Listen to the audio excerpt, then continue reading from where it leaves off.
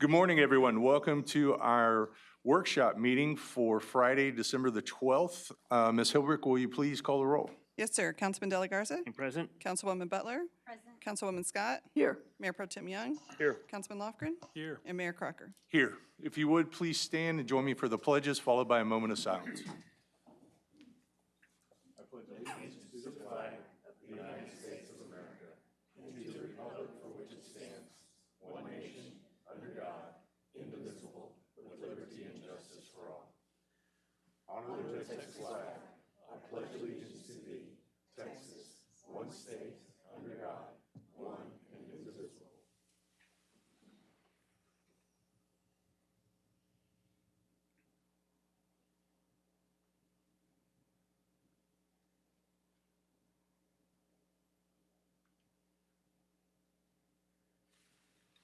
Thank you. Please be seated.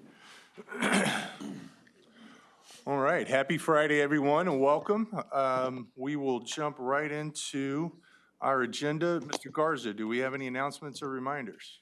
Good morning, Mayor and council members. We do not. All right. How about public and employee recognitions? Not today. All right. Items from council. Seeing none, we will jump to citizens communication. I do have one card, and it's from Mr. Anthony Hill. Good morning, sir. Please come forward. Just as a reminder, we typically try to limit citizens' communication to 3 minutes, but we're anxious to hear what you have to say. Okay. Well, like I said, my name is Anthony Hill. I live in the Fox Creek subdivision. That's between Sam Houston and Stockbar. It's right by the Culligan's Water. You take a right there. It's a new subdivision. Our subdivision has been there for like approximately 10 years. When I was there 8 years ago, there was only like 4 houses there. When I first moved there, I saw the roads, and the roads were a little bumpy, so I thought, hey, that's a good idea. They put those bumps there for the kids, for protection of the kids. You didn't want anybody speeding through the neighborhood. Well, as the neighborhood grew, so did the bumps. The bumps have gotten so bad now to where it's unbelievable for a new person just come through there. Ms. Scott came through, Mr. Logren, he also came by. The first thing they said, this is unbelievable for a residential area to look like this. It is so bad. We had a couple just moved in 2 months ago. The young lady's pregnant. When she goes to work and when she comes home, she has to vomit. It makes her sick. The roads are so bad. My coworker, his kids thinks it's a joke. They ask him to go get in their truck. Can we go by Mr. Anthony's house? They like the bumps on the road. How is this happening in today's times in a new subdivision? It shouldn't work. I hate to say that some subdivisions, you know as well as I do, if that happened, it'd be fixed right away. Why is it 8 years, 10 years ago, 10 years now, my road that I worked hard for to live there. I was honored to live in that neighborhood. And now, when someone comes to my house, my friend over here, when someone comes to our house, the first thing they ask, hey, you have a nice house, but man, what's wrong with your road?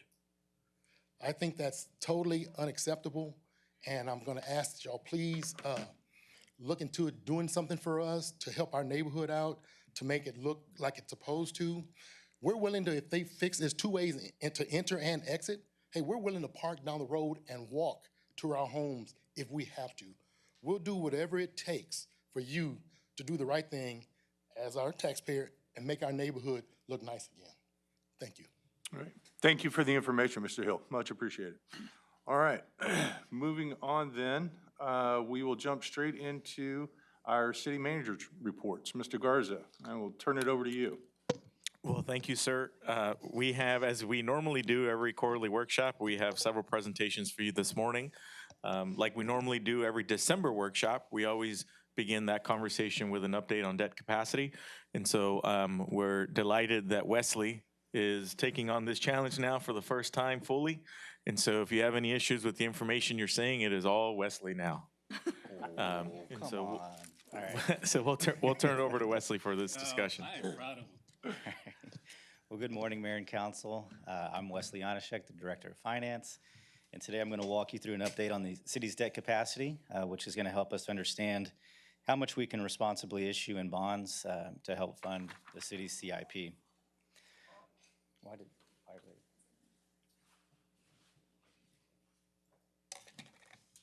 It's too early for this to not work. It's good. Okay. It'll just vibrate when it's listed. Cool. All right.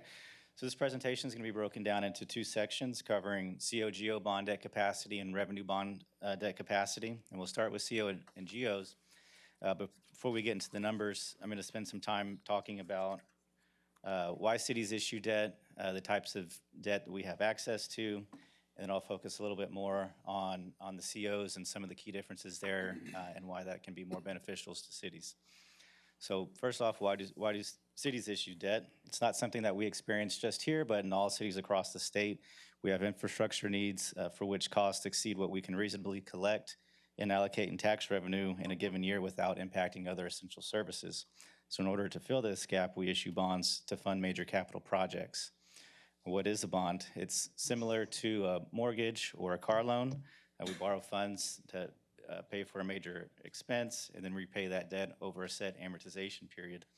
And debt is an effective financial tool as long as it's used appropriately. And what we mean by that is that there are certain parameters that we work within to not cause stress on the city's finances and limit additional stress on on residents. First off, the asset life of the project should be at least equal to or greater than the bond maturity. So we primarily issue COs over 20 years. So the asset produced in that project should have a life of at least 20 years. So what would happen, let's say if we issued a 20-year CO on an asset with a 10-year life, you'd have a fully depreciated asset after 10 years, still paying debt related to it, and then have a need to come up with additional funds to replace that asset. Bonds also promote equity among generations of taxpayers. So a new street with a 20-year life will be used by residents now and in the future. And bonds allow us to spread that cost out over the life of that street. And then finally, in terms of using debt appropriately, it's important to maintain a stable and affordable tax rate. And I'll have a slide coming up that I believe illustrates that we've accomplished that.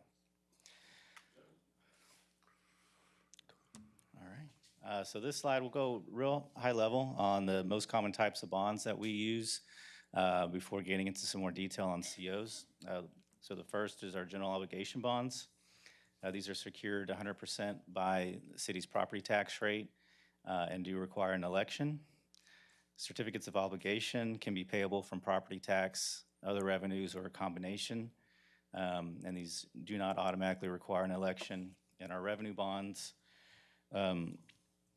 these are secured by a pledge of revenue, in our case, utility rates from our water system. And these are issued to fund water-related infrastructure projects and do not require an election. And real quick on some other types of bonds that we would have access to. We have tax notes, formerly known as tax anticipation notes, which are short-term obligations, typically issued over 1 year, but with a maximum maturity of 7 years, that are used for smaller purchases such as vehicles, computers, or other minor improvements.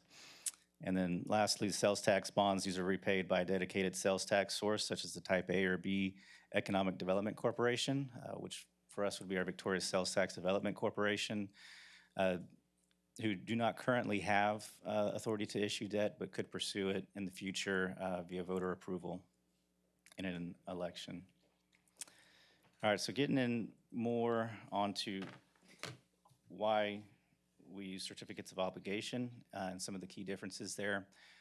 We use these primarily for routine infrastructure needs like street projects. The big reason is the flexibility in the repayment structure.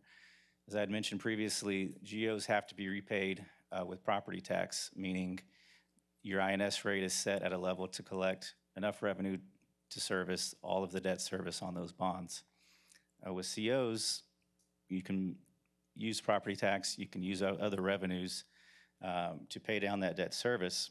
So by using other revenues, we're able to reduce the amount of money we need to collect through our INS rate to service that debt, i.e. a lower tax rate.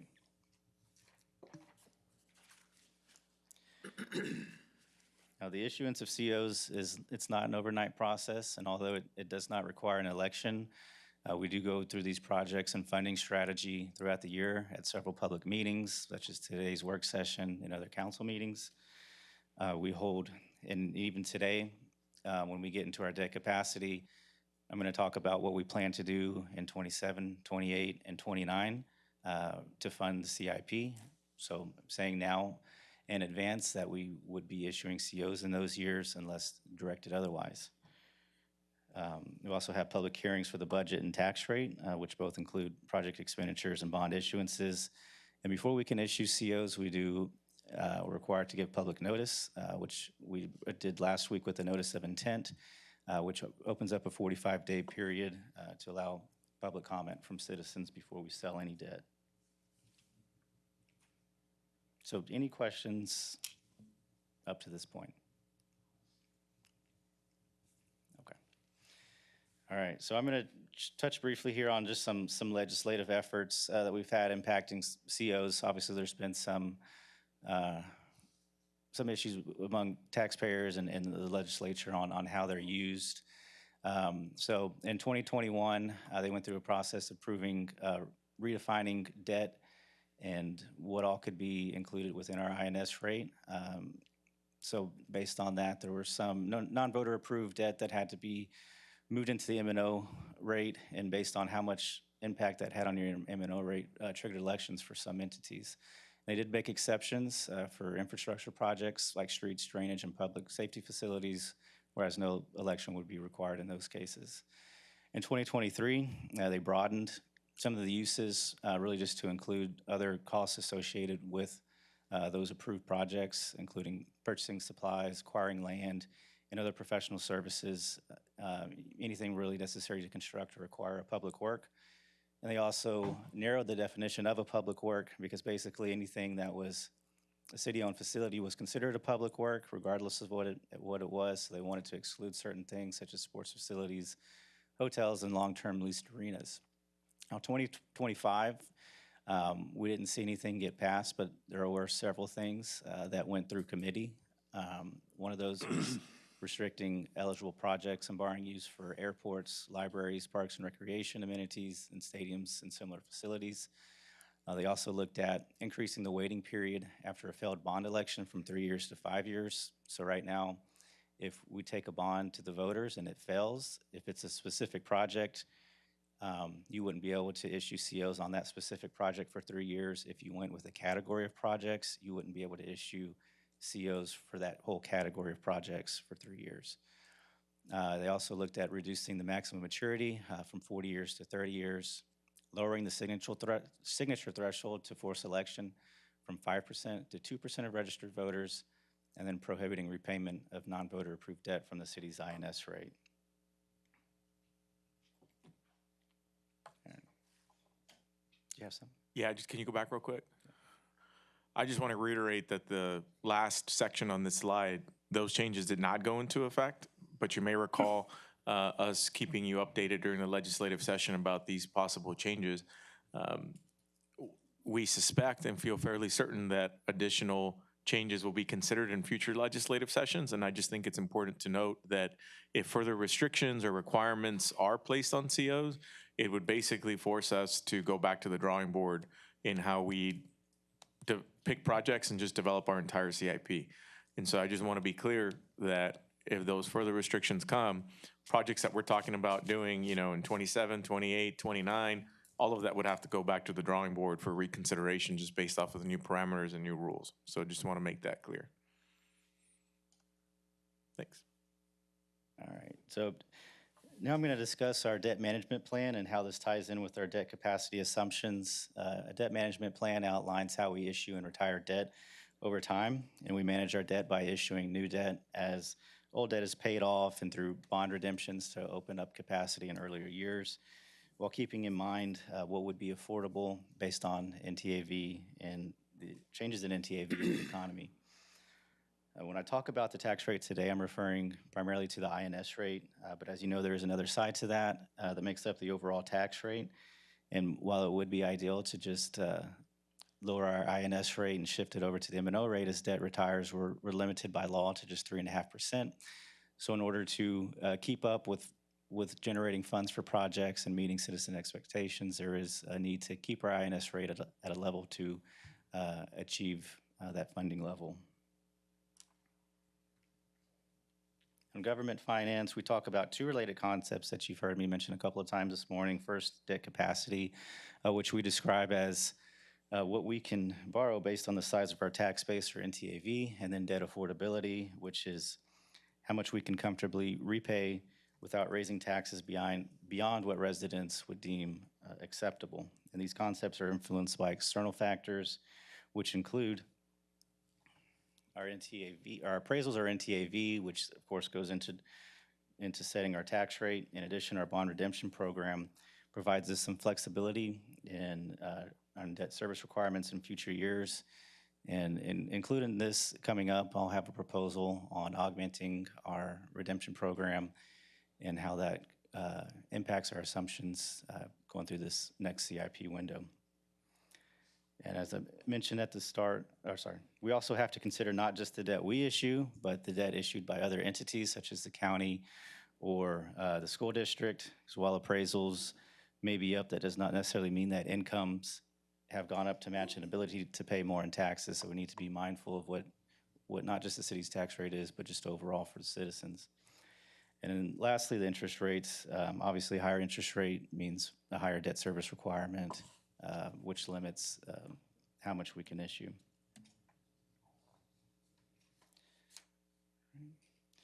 So now, getting into some numbers. I mean, we've talked about our debt management plan and how we utilize it in an appropriate manner when issuing debt. Since FY22, our INS rate has declined just under 6.5 cents, while our total outstanding debt, if you include this year's issuance, would increase by about $30 million. But keep in mind, while outstanding debt has gone up that much, we did issue $53 million in '24, plus the $12 million this year, so $65 million overall, but only a net of 30, and that's due to our long-term planning and issuing debt as old debt's retired and through our redemption program.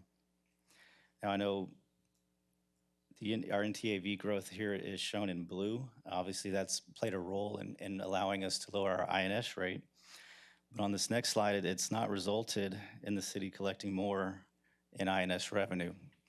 So I chose this 10-year time frame showing revenue generated by our INS rate, just to give you kind of a historical perspective of what it's done over these years, but to still focus on this window that we just looked at, starting in FY22. We had collected $9.8 million, and now this year, just under 9.7 to go towards paying off debt. And we've been able to do this since we have issued COs. That's given us the flexibility to use other revenue sources, which we have used to offset that tax rate and keep it within a more manageable level. Now, I'll recap what we looked at in last year's presentation before jumping into. That's the best part, man. You should take it easy. I apologize. Can you actually go back a couple slides? I just want to reemphasize a point here, because I know oftentimes, we, receive feedback from residents and maybe even sometimes questions from you, around we're adding to our debt. We're adding. And it's easy to forget that, while we are issuing new debt, as Wesley's described, it's because we've finished paying off some debt. And so I think at the end of the day, one of the things that we could probably do a better job of is just focusing on the fact that the money that we're collecting to issue debt has been steady for a while. And so the idea that somehow residents are paying more money for more debt is inaccurate, because we're collecting the same amount of money that we have, as you can see, for the last several years, but simply just issuing debt when it becomes available. I would add redemption. Yeah, and the bond redemption, yeah. Which means paying off debt early. Maybe some people, won't recognize the term that might be tuning in, but when we're talking about bond redemptions, we're talking about paying those debt liabilities sooner than anticipated, which gives us greater flexibility sooner. So, anyway. All right. So we'll look at what assumptions we used during last year's presentation. Can you go back a slide? Really? Go. Thank you. There you go. Nice. All right, so in fiscal '25, our INS tax rate was 17.28 cents. At that time, or for last year, we had anticipated or projected NTAV growth of 0.6%, primarily due to the loss of Halliburton, which ultimately did not happen. But based on this 0.6% growth, we had assumed increasing the tax rate by 0.5% to achieve what we had set out in our CIP. And that blue line there is the required tax rate to service what's currently outstanding. So any drop-off from the previous year would represent that debt capacity you see in orange going out into the future years. So last year, our CIP called for issuing $10 million per year in 27, 28, and 29, and any excess capacity not used on issuing new debt would be used on our redemption program, creating additional debt capacity in the future.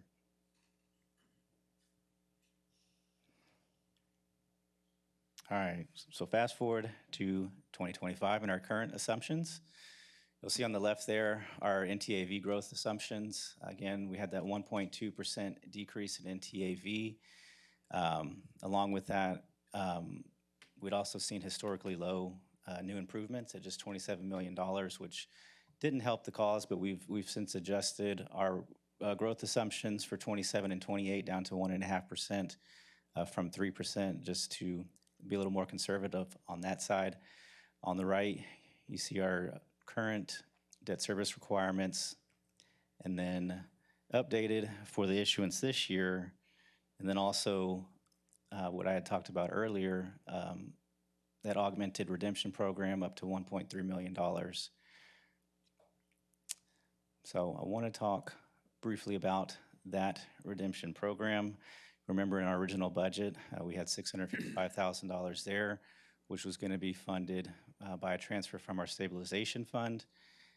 We're proposing basically doubling that to $1.3 million using that stabilization fund transfer plus some excess CIP funds. During this first quarter, we've had some projects that are closing out or plan to close out well under budget. So we're just asking here and recommending here using a portion of those funds to augment this program, which you can see the tax rate impact it could have going into 27 on what's required going into the year. Obviously, this money can be used to create additional debt capacity, continue our redemption program, or just give you that flexibility in the setting of the INS rate when we go into 27. And these next few, Any questions on that aspect of it? So the amount, the 655 originally was 100% from the stabilization fund. So that delta is entirely excess CIP funds? Yes. Okay. And you may recall, just to be a little bit more I guess, descriptive on one of the benefits, that when we proposed that $655,000 redemption, we suggested at the time that that could potentially reduce the INS rate by roughly a cent in 27. And that was important because, as we know, when the NTAV comes in low on the M&O side, the impact on the M&O side is potentially needing to increase the M&O rate. And so we wanted to pursue this bond redemption during the budget to create that flexibility for 27 in case we have another bad NTAV year that forces us to consider increasing the M&O rate.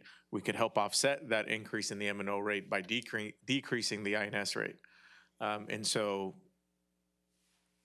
augmenting, to use Wesley's word, augmenting the redemption, only creates greater flexibility there for that purpose, but also potentially creating just additional debt capacity for other projects that might become priority for council. I have a kind of a follow-up question to that, because everything that you said makes sense and it's great for a big long-term picture. The alternative or an alternative would be to take that excess CIP funds and use it in other projects, perhaps accelerate something that's already on the list.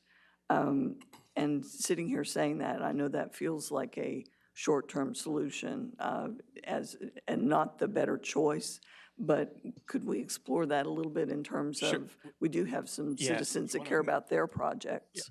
I'll let you answer that question. Yeah, absolutely. You could use it towards additional CIP. Or lastly, if you don't want to do anything with it, it could be transferred back to the general fund and reallocate it in the budget. But yes, there's multiple options for what we can do. I would add, though, that in this particular case, we're actually doing both. And so y'all can correct me on the figure, but my understanding is that the excess CIP funds or the savings that we're experiencing are actually closer to $1 million. And so we're proposing taking, 600,000 of that to go towards this bond redemption. And so there's still some opportunity there to utilize some savings to do what you just described. And I think that context is important because from our internal conversations, we are considering doing what you suggested. And we can actually get more into that whenever Emma presents the CIP. And you can kind of see just where we are looking to shift our priorities and where there are opportunities. Great, thank you. That was very, very helpful and reassuring. Yeah, not only that, we did that routine, we played that out. What if we do this? What if we do that? Actually, we actually went to the point, what if we reduce our current debt issue coming up? Remember? You get a bigger bang here than anything else. Even on the short time or long time. So anyway, that's why that was recommended. Well, and I think it's wise to hedge against, obviously we saw a lack of growth last year. And I think it's wise to hedge against that until we see that trend, head in the right direction, which obviously we're all want to work on and make that happen. So I like the concept of splitting that up because Yeah, and one thing to add is that, the opportunity that could arise going into fiscal year 27 on the M&O side is actually larger of an opportunity than it was last year because of the carryover amount. Because you may recall that we proposed a tax rate that would have increased the M&O by 3.5%, but ultimately we didn't go with that option. And so that delta can carry over into fiscal year 27. And so if certain circumstances cause us to necessitate increasing the M&O by greater than 3.5% because we'll have that flexibility then, it would be nice to have the option of lowering the INS in order to do that. Keep in mind that we have some things that are coming up in the spring that'll potentially put us in positions to need to be as aggressive as possible on the M&O side. any other questions on that? Good? It's nice to have options. Right, it's good to have options. I agree. That flexibility is huge when you don't know what's coming. So, absolutely. All right. All right, so looking at our FY our 25 assumptions, And all of these assumptions moving forward, by the way, assume the augmented redemption, just to make that point. right, yeah, so we have our $12 million that we're planning to issue this year, and blue above, our required tax rate, so this year was 1731. And then moving towards the right, you can see how that is impacted. Now our debt capacity in those years, so next year we're looking at $20 million, and then just under $3 million in 29 and 30. And then finally in 31, we've got quite a bit of debt getting paid off, so we'll have $36 million in that year. As you recall, our CIP currently calls for $10 million per year in 27, 28, and 29. So by issuing just $10 million in 27, that will give us capacity to do a redemption program of just over $1 million and move that excess capacity into 28 to issue $10 million, also leaving about $1 million to go towards another redemption program, and then finally making that additional capacity available in 29 to do the $10 million. I want to make one point, if you don't mind, Wesley. Sure. This is my only second time. He barred you 4 times already. I'm just saying. I just want to make sure we understand, because I think Miss Butler, asked, well, how much debt capacity we had last time? I want to make sure everybody, especially the public, that when we say capacity, it's within our tax rate, not exceeding it. What growth do we have that's our capacity. In reality, you have much more than that if you're willing to go up on the tax rate just in case of emergencies, et cetera, up to $2 if you want to. So I want to make sure this is not all you have. This is what you have within the limits that you want to keep your tax rate minimal and not really a burden on the taxpayer. Does that make sense? Okay, thank you. Thank you. All right, so then we'll play this out now over this 5 years. You can see there the $10 million in 27, 28, and 29. And you may notice there in 31 that went from 36 down to 29. So what we did with that redemption program was effectively bring that capacity forward into 29 so that we could use it when we needed to fund the projects in this current CIP window. And then lastly, wanted to look at this because we had talked about funding of the community center in prior meetings. Originally, we had looked at, This is my third time. okay, Can you go back one slide? Just let him be, Gilbert. No, I know, but he's doing a hell of a job too. Okay? But it's just, I want to make sure you understand one thing. And when you see that tax rate up there, 1731, that's through the assumption of the current growth rate that we're using right now. Very conservative. What happened? You get a 5. What happened? You get a 6. Or what happened? You had something in prior years like you had. You hit bingo. I mean, then you can do whatever you want. But this is like your minimal part. So I want to make sure in our past history, except last year, we always use this conservative, but it always came in higher as a result of that. Our debt tax rate always has been declining. Just want to make sure that's a possibility, but it's likely to go the other way.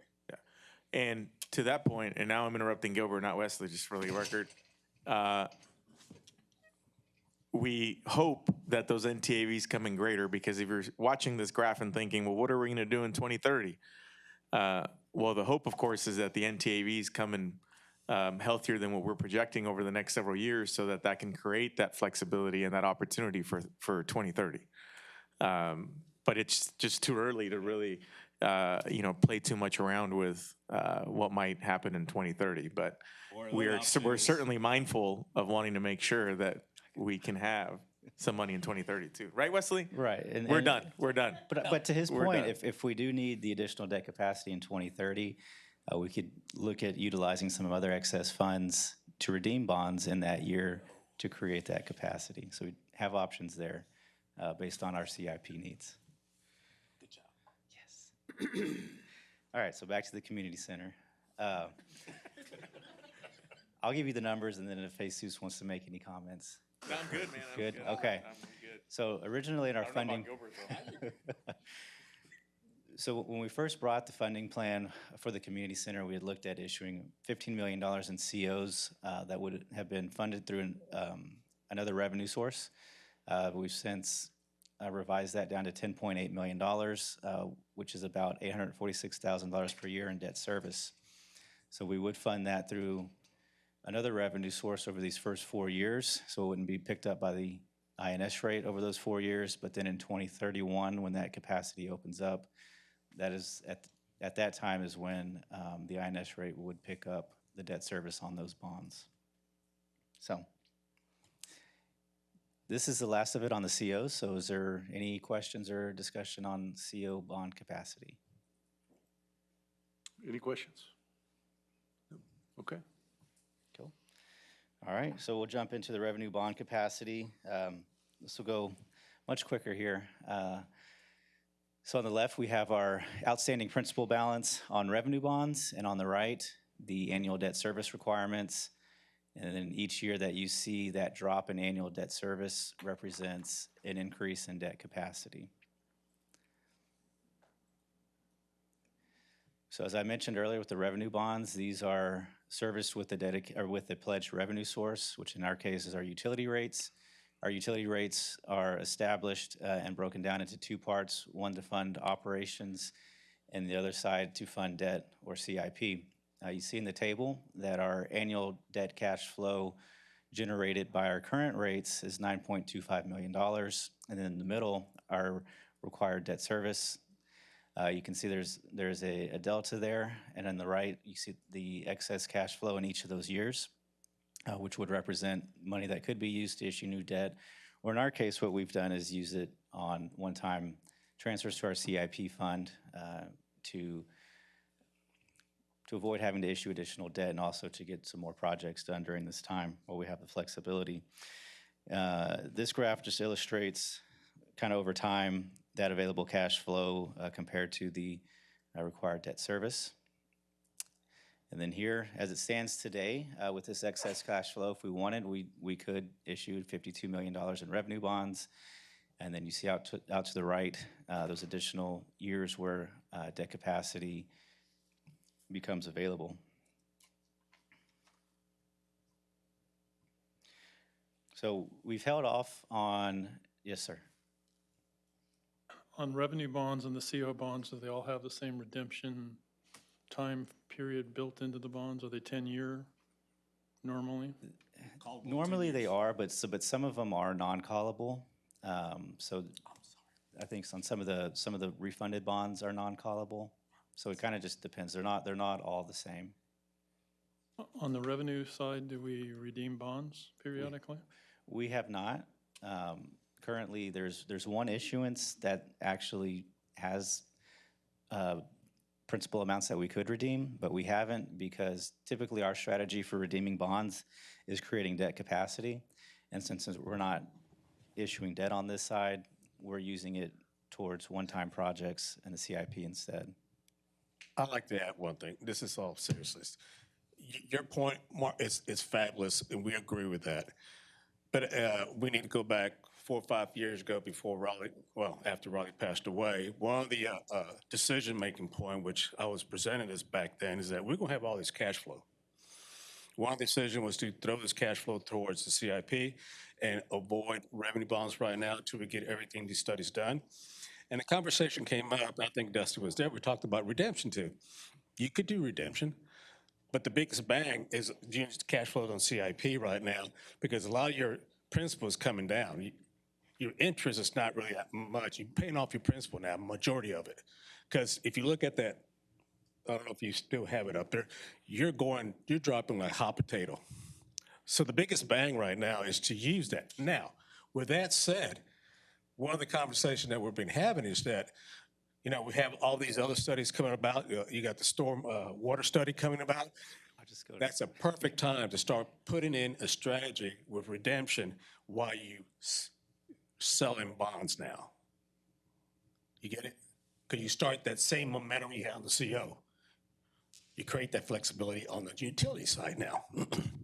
So you can do it. It's just that you would take it off of the CIP and redeem bonds. It's either or. But I concur. We need to start doing that once we get to a point where we're going to start selling revenue bonds for this big project coming up in 1 or 2 years. At that time, one of the recommendations would be, let's do some redemption too, so we get this movement, continue moving forward on the revenue side too as well. You're absolutely right. If we redeem bonds, would we save money? You would save some money, but not as much as you would spend $400,000, for example, or $4 million on a project. That's savings. If I go, you won't have that project. Future. So I would save, you can save $200,000 or $300,000. So you want to do the $4 million project, we're going to save $200,000 or $300,000. So that's where we're at right now. But once we get to a point where we have the water study and everything else, I'm on full gain on that. Let's go. And when we use revenue bonds, let's do redemption too. So now we got some new bonds coming in. Let's keep that movement going now.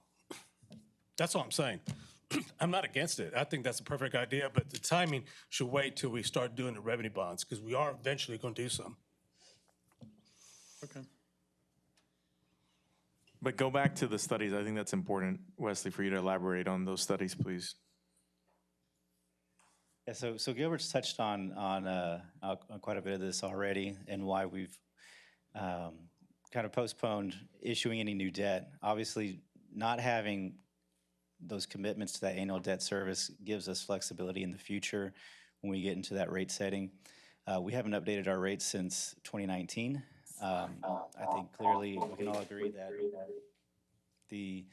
on the operation side of things, costs have gone up, particularly in chemicals and things like that. So we would foresee needing to generate additional revenue on that side of it. But by not having so much money committed on the debt service side, that gives us an opportunity to offset any increase on the operation side by lowering the debt service side. And then lastly, there's just a timeline on what we just talked about. The last water study completed in 2018 with the new rates in 19. The 3 studies that Gilbert mentioned there, the last one in process being the water feasibility study, which should wrap up in the early part of 26. Then we would begin the new water rate study after that, and for now plan to implement that updated rate structure in 2028. So that concludes my comments, but I'll be happy to answer any questions you may have on anything we've talked about today.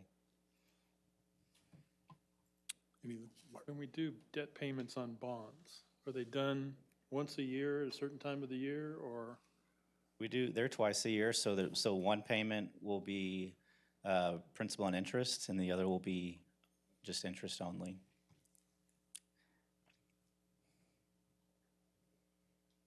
Any other questions? No? I appreciate the mic drop on the slide, by the way. Yeah. Thanks, Gilbert. That's it. All right. Thank you very much. Appreciate the information. Well, thank you, Wesley. I appreciate it. Great job. I'm sure Gilbert is very proud.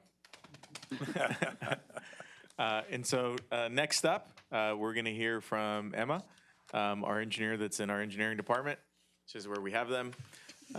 And she will provide an update on our capital improvement program, which of course flows nicely, right? Especially right after hearing, where we stand with our debt capacity for this year and the next couple of years. And so Emma's presentation, though, will focus more on updating you on what's going on this year, on what was approved in fiscal year 25 and in fiscal year 26.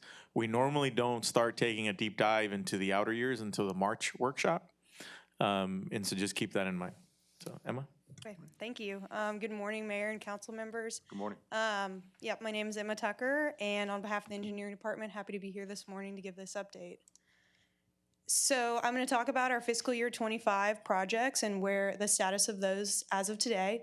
Then we'll get into our 26 projects, a status report on those, and then some of the proposed modifications to our upcoming fiscal year 26 projects.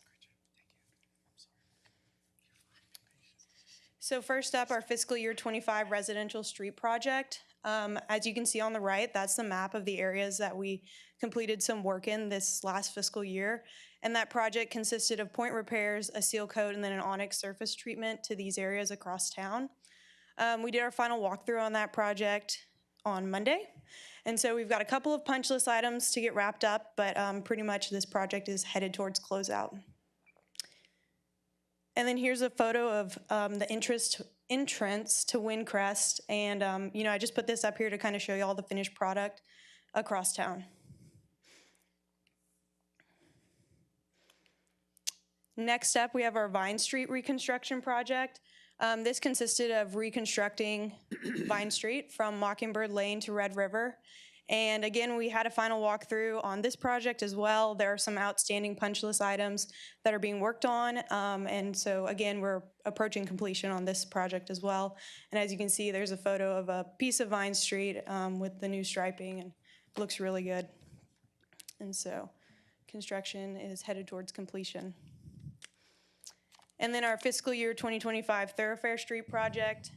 Similar to the residential project, we try to focus on thoroughfares across town, and we work on doing point repairs, milling of the old hot mix surface, and then we overlay with a new, typically 1.5 inches of new hot mix. And so those are the streets we focused on across town. As of today, Huvar Street, Odom, and Delmar have been completed. They're still waiting on striping. Millette actually got finished up yesterday too. I drove over there this morning and it looks really nice. And moving forward, our contractor's headed to Ben Wilson next, then Ben Jordan, and we'll finish up on John Stockbauer, and we think that project will be wrapped up in February. And here's a photo of Huvar Street. Again, we're just waiting on striping, which has a delay from when the hot mix gets applied. We have to let that cure for 2 weeks. Then the striping crews come in and finish up the roads.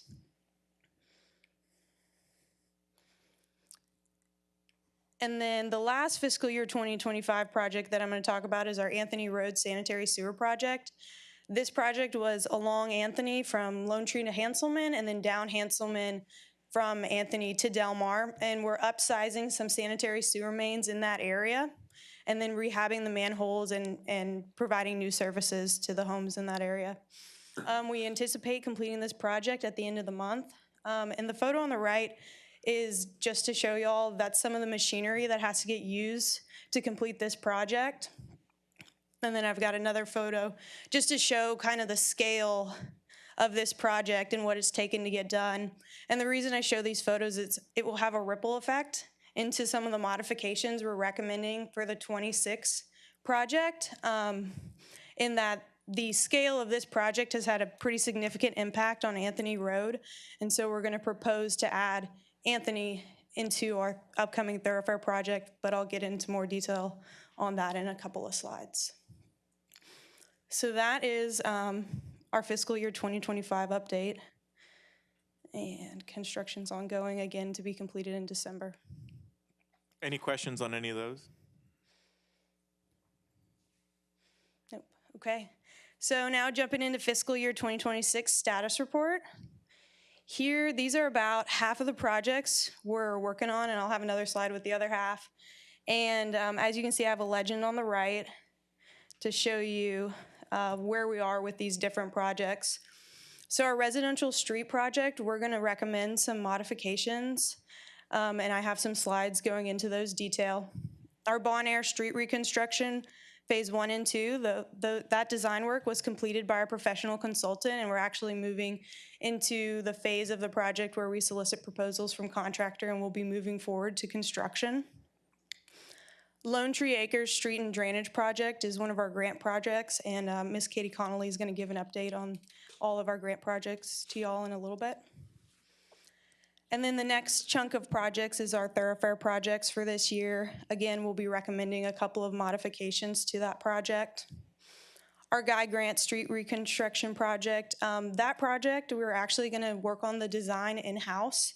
Our engineering department has grown a little bit recently, so we're gonna start tackling some projects in-house. And then North Street Phase 3A and B, that project is slated for design and right-of-way acquisition this year, and we're intending to have a professional consultant do that work for us. And here are the other projects that we're tackling in 2026. And again, the colors to talk about where we're at. So the Mockingbird Lane Sanitary Sewer Project, we have discovered over the past couple months that that project had actually been completed in previous years, and we worked with Public Works to verify that it did in fact get done, so we are removing that project from this year. And then Sycamore Willow Street Waterline Replacement, that's another project that we'll be completing in-house.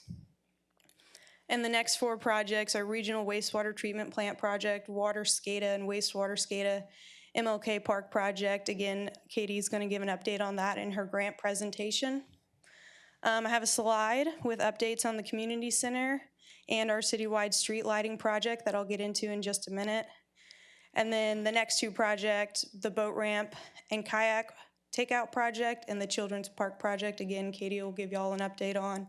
And then finally, we have our citywide ERP software project. So let's get into those. So our Bon Air Street Reconstruction Project, again, the design of this was completed by an engineering consultant, and now we are headed into the phase of the project where we're soliciting proposals, and then we'll be headed to construction very soon. The area that this project is going to work in is in the Bon Air and Morningside subdivision, in the area shown in the map near Crane Elementary. And then once we award this project, the engineering department will work with the contractor to limit impacts to Crane as construction is ongoing. And here's our timeline for getting those competitive sealed proposals. We've already advertised the project on November 30th and December 7th. And then we'll be looking to open proposals January 7th, 2026, and then come to council with a presentation on the results of that in February 3rd. Do we have a projected timeline on how long that project will take to complete? I can get that information for you. I'm just curious. Yeah. One of the things that the contractors put in their proposal is an estimate of days. Okay. And so we'll have that information for you. And the contractor is really the best person to give us that estimate. So we'll have that for you February 3rd. Okay, great. Yes, sir. And the community center renovation, I'm going to hand this off to Mr. Garza. Thank you. You're welcome. As I alluded to at our last council meeting when we awarded the construction manager at risk project, this project is delayed. We had originally conveyed that design would be completed by the end of the calendar year, or at least get to a point where we could issue a GMP to start construction in March. As I alluded to at our most recent council meeting, the project is coming in a little bit above budget. And so now that Logger is on board, we are slowing things down and have been slowing things down to await a general contractor to come on board to help us with cost estimates, help us with value engineering options. We suspect that the scope reduction options will be presented to you at some point in January so that we can make some final decisions together around how to proceed with this project. We know going into those value engineering options that it is a priority to construct an arena. That was obviously very important. It was something that the general public was supportive of through the venue tax election, and so we certainly want to follow through with that commitment and that promise. We know that it's also a priority for us to renovate the existing spaces of the community center, such as the dome and the annex. But there could be some opportunities to lessen the scope in other areas that perhaps may not rise to that level of priority. But more to come in January. Ultimately, once we give the green light on the option that we all feel comfortable with, then the architect can finish working on the design, and then ultimately issuing that GMP with Logger at some point in potentially February or March, with a potential summer start for construction. But more details will be known in January and presented to you in January. So, any questions on community center? Still good?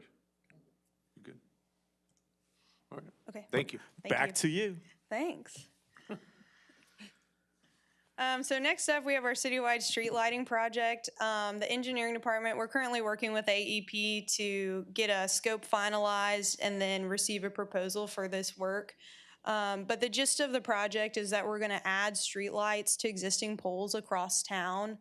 And our intention is to start in the south part of town and then work our way north. So that project is ongoing. And then the city ERP software, I'm going to let Wesley give you all details about this one. All right, so last year we went through a process of soliciting for a new ERP system to replace SAP. This was also going to impact our payroll and timekeeping and then our UBO system over these 3 phases. First off, we started with the accounting system. That's utility billing. Sorry, what did I say? You said UBO. Oh, UBO, yes, okay, sorry. Yeah. Yeah. People don't speak acronyms. So this phase 1 covered our accounting system. We're on track with that to go live the beginning of January 26th, and we've been doing the trainings this month and just kind of getting things finalized for that. The HR implementation has started, so that's in process with the rollout in 27, and then once that's done, we'll get into the utility billing software and plan to implement that in 28. Okay, thank you. And then now I'm going to move into some of our proposed modifications for these fiscal year 2026 projects. So first up, here's our fiscal year 2026 residential street project, and the map on the right is as the project is set up today with the locations that were in the CIP book. And so it'll be very similar to last year's project where it'll have point repairs, seal coat, and an onyx surface treatment. And really quick, before I show you all the modifications we're proposing, I just want to give some background. So approximately 5 years ago, an IMS street analysis was done in order to rank our streets across town based on the condition. And as part of the IMS methodology, they prioritize doing maintenance projects in your medium to good condition streets in order to elongate their life. And so the result of that implementation is that your more poor condition streets get pushed to further years due to cost and scope associated with their repair in comparison to your medium to good condition streets. And so moving forward, we're going to attempt to have a more balanced approach as we recommend streets to the project, so that we continue to maintain our good and medium condition streets and elongate their service life, but then we also start addressing the more poor condition streets in a more cost-effective way. So with that, these are the streets we're proposing to remove from this year's residential street program. These streets are in the downtown area: Power Avenue, Liberty Street, Church, and Bridge Street. And the total cost associated with the work that's proposed for these locations is approximately $931,000. And we're recommending to just move those streets into our next CIP planning window because we don't want to forget about them, but we think we can reevaluate their condition over the next couple of years and see if it warrants adding back into a future project. And so I've got some pictures to show the current condition of these streets. Liberty and Power, these are both concrete streets. And then I'll switch and I have the other two. Bridge Street is also a concrete street, and then the portion of Church that we were going to be working on was asphalt. And so now with removing those streets, we'd like to add in some other streets. Emma, can Yes, you go sir. back real quick? Yes. I think it's important to reemphasize, a couple points that you can obviously see based off the pictures that the streets remain in decent shape and they are drivable. Very much. And so that's the reason why we're proposing pushing these out. And you might also notice that some of these are concrete, and you might be asking yourself, well, I thought you just said these were gonna be, have a seal coat on them. It is a thing. It is a thing to seal coat and sometimes even overlay with asphalt a concrete street.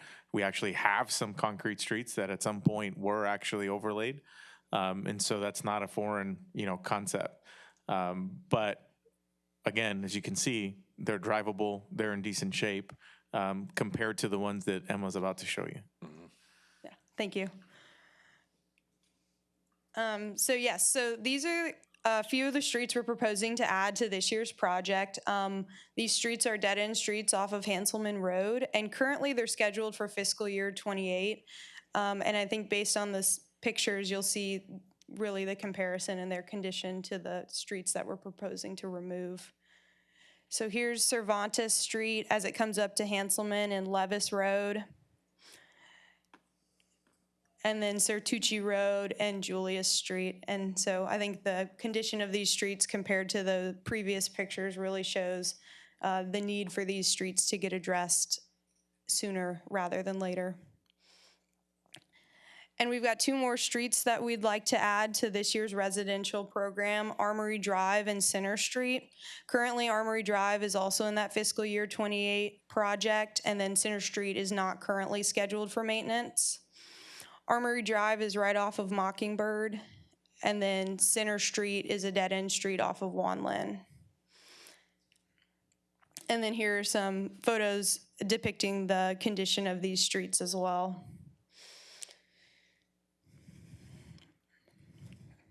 What, I think it's important to, I'm sorry, go ahead. oh, I was gonna ask, what does the base look like under those? Is it stable enough to, Yes, we think that the base underneath the road is, so we're actually, for these streets, we're actually proposing to do a more intensive process to bring them back into condition. So which is called a reclaim. And so the process of doing that is to actually mill up the existing surface, and then we'll add cement to the base that's there to harden it up, and then we'll come back with the new surface. And so, but we think that will be sufficient, and that these streets don't warrant an entire reconstruction where we completely remove what's there and start from scratch. And I think one thing, I'm sorry, Ken, you want to say something? Go back one slide. This is Ken Gale, in case you don't recognize him. One thing to look at on these is, if you'll notice, there's no real failures. It's just that surface is oxidized and come apart so bad that there's really not a lot of base failures. So base is in pretty good shape, and what Emma's correct saying, just grind it up, add some cement, and put it back. Even on the previous slide, with On pictures? that one, what we've done too, in this one, instead of just going in and reclaiming the existing base, we'll reclaim it, the base, but we'll go in and add some extra limestone, bring that in, truck it in, build that street up a little bit, and again, mix it, all of it with cement, but it gives that base an extra thickness. Thank you. So And one thing to point out, I'm sorry. Yeah, I was just gonna ask, in that reclamation process, because I know we've had some success with that here recently, and I think it's a great tool that we can use.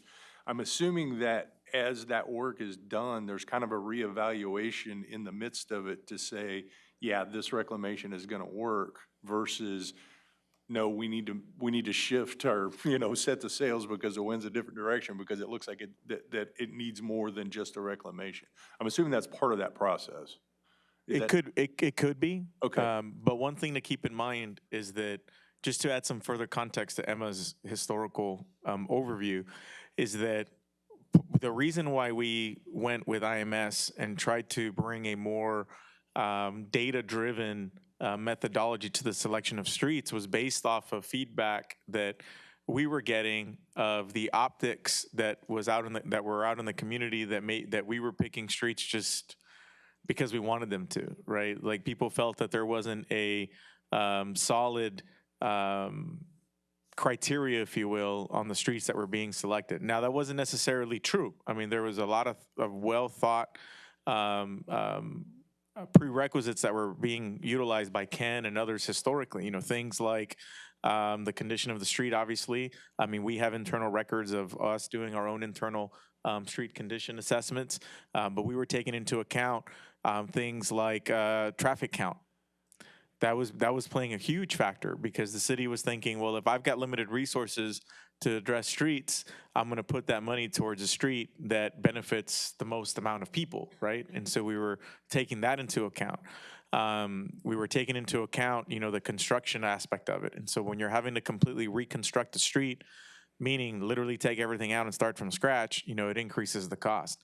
And so some of the streets that you're seeing here today have a common denominator, most of them, which is our dead-end streets. Mm-hmm. And so dead-end streets in our community were sort of falling through the cracks over the years because they never met any threshold that warranted spending the amount of money it would to completely reconstruct it.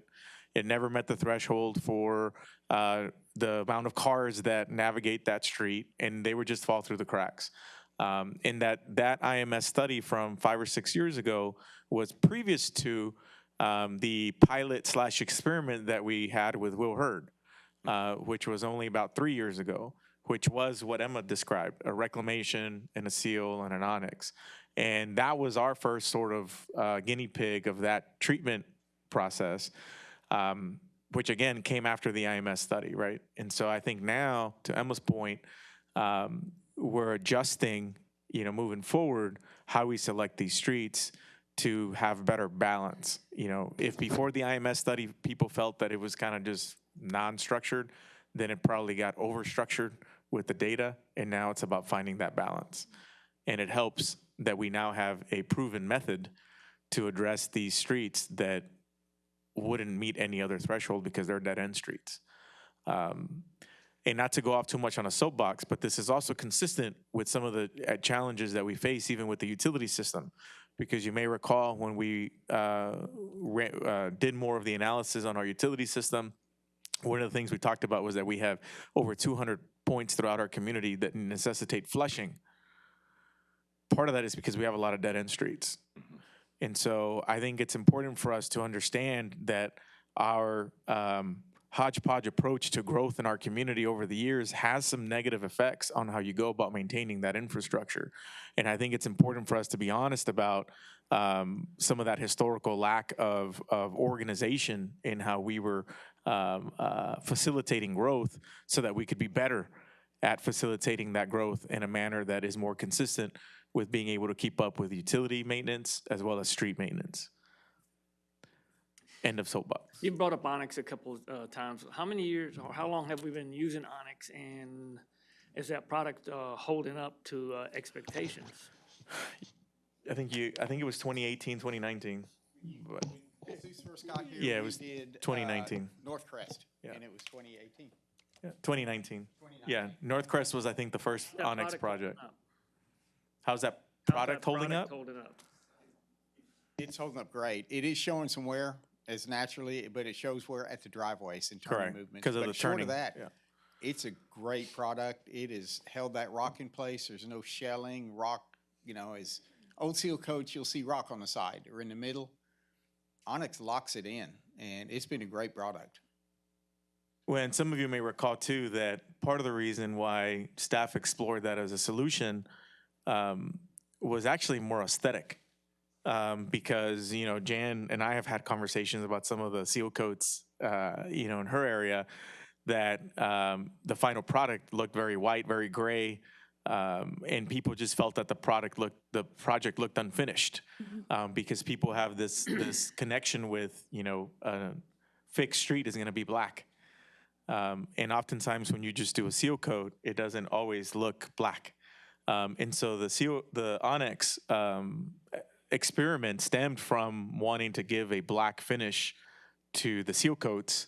But the additional benefit, to Ken's point, is that it helps actually lock in that seal and extend the life of that seal. So there's a double benefit of it. How long do we expect it to last? And are we still going to be trying to catch up on other streets, and we're going to have to be dealing with redoing the Onyx? Any seal coat, you've got 7 to 10 years, whether it's got Onyx on it or not. The one thing I will say about Onyx that we've seen through TxDOT, some of their experiences, it's not a super great product for a street with high traffic. Right. That's why we're focusing those on residential. But high traffic areas, that Onyx wears quick. The more traffic on it, the quicker it wears. But low traffic, it's wonderful. Was the Onyx used in the Queen City? No, it was not. So what was the oil problem in the summer that we had with that Queen City? In Queen City, it just bled. It was at the intersections primarily, and that's with a typical seal coat. If you seal it and it gets over 100 ambient and that humidity is high, that's when you will see bleeding, whether it's on a state highway or our roadways. You get that effect. To combat that, you put out lime water, and it basically stopped that bleeding for a short time. You keep having to do that. But that was the Onyx though. That was in Castle Hill when we had that with Onyx. Castle Hills West. But we had bleeding in Queen City years, that was 2015, even before that when we did Queen City. It was a long time ago. We did Queen City, but seal coat does have a tendency to bleed. Unfortunately, over 100 and humid is about half of our calendar year, so, anymore, seems Yeah, like. and we've modified that to do our seal coats early. Later in the summer. That way it gives it time to cure out over the winter, get that volatiles out. So that's another thing we've done. Wait for our seal coat later in the summer. Got it. Well, certainly, I know we have all expressed, concerns about these smaller streets and, capturing those. And it was difficult because they weren't part of a neighborhood, right? So we weren't doing entire if we did an entire subdivision, they didn't get caught. I think this reclamation process or program is a great idea. I think it's a really good step forward to capture some of these. And I applaud you guys for putting these streets in there and kind of making that adjustment. I think we need to do it, and I'm glad to see it. So that's just for me personally. I think it's good. You see a lot of empty lots on those poor streets. So once they fix the streets, people who have property will rethink about putting a house. No, that's a great point. I mean, we talk about infill that, you know, we want to develop lots that we have. And so let's get the streets in good shape and that'll help that process. So no, that's a great point. Yeah. Awesome, thank y'all. Back to Emma. Back to you. Back to me. Okay, so just to summarize the numbers here associated with the streets we're proposing to add, we're looking at an addition of approximately $728,000 worth of work. And to compare those two numbers, so we're removing $931,000, and then we're proposing to add $728,000, and we're looking at a variance of right around $203,000. And so moving forward with y'all's direction, if these modifications are acceptable, we'll anticipate bidding this project in January of 2026 and then award in March of 2026. Well, I don't know when the right time is for me to bring up Secretariat and Seabiscuit, but this might be the time to ask about those. They're not exactly dead-end streets, but it's kind of a lollipop. But those are streets that need to be addressed at some point. It's not a big project. I have no idea what the cost is. But the streets are mostly sealed, I think. The problem with them is the base, but if you want to, now that we've got Vine Street fixed, if you're looking for a fun street to take your kids on, those are great. They just kind of go like this, and it's not a nice, gentle, and that's a relatively new subdivision, so it's unfortunate that the streets are failing, but I just want to get that out on the radar screen, and I'm not sure if this is the right place, but I'm seeing some money here. Okay. We will look into that, Ms. Scott. I'd like to add to that. If you think Vine Street was a roller coaster, you should go on those two streets. Now, if you drive into the neighborhood, you go, well, what's wrong with these streets? But if you start driving down those two streets, because they look beautiful. I mean, they're absolutely beautiful until you drive on them. I think we need to find out how much it costs, because I think it's going to be a major project, but it's two streets. It's only two streets in this neighborhood. Sure. Right, the rest of the So subdivisions. the only thing I'll add to that, just to ensure that you and people tuning in are aware, is that, you know, this issue and these particular streets were obviously brought forward to staff, and David looked at them. David drove the streets. Ken drove the streets, looked at the streets, right? And so I want to make it clear that staff did look at these streets. The conclusion of that assessment was that there potentially is an issue with the base, in that the base, you know, when you think about the base material that goes under the asphalt, the quality of that base material differs. And some material like limestone is very stable. Other material like caliche or gravel, you know, may not be as stable, right? And so in this particular instance, it appears that the base material was more flexible versus stable. So not as much limestone, which explains why the street is wavy. But one of the observations made by staff is that the surface of the street's actually in good shape. And so the issue is not that there's a ton of potholes, you know, or things like that. It's simply that the street is wavy, right? And so if the issue is the base, then we're talking about a complete reconstruct to those streets. And so then the question becomes, we can certainly look at the cost of completely reconstructing those segments, right, for a neighborhood or street that is 10 years old. And then we can let you decide if you want to prioritize doing that versus reconstructing other streets in other neighborhoods that do have patches, that do have very rougher outer layer, if you will. We need to see the price. Yeah. I'd also like to bring up that I'd like to see more striping done in the city. Yes. You and I had this conversation. Yeah, yeah. And I would like to echo what you said. You're absolutely right. The staff has looked at it. But as we have these capital improvement plans year after year, problems like the one with Secretariat and Seabiscuit are recognized, but not not addressed. And so I thought I would give it a little more attention for the rest of the council as well. And yeah, you're right, there are other streets that are, the surface is very difficult and you've got some potholes. And I kind of evaluated what I said with Tanglewood. To me, if a street is flat, that's a lot more comfortable to drive down, like the ones that you showed us with the concrete, that they're flat. That's a lot more comfortable to drive down and a lot more acceptable to me than a street that goes like this for unknown reasons. And the fact that those particular streets look great makes it really confusing, but they are, if you imagine living there and driving on that every day, as opposed to a street with a pothole that you see that you can get around. I'm not saying I want to leave potholes, but I think, you know, we may need to consider other deficiencies in our streets as well.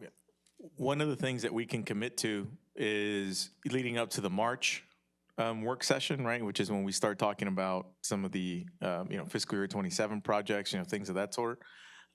We know that we have a list of streets that have been submitted by each of you. You may recall last year I asked you to submit some streets. And so Ricky, for example, submitted a lot of the streets in Blue Ridge area. I believe that's what the area is called. Yes.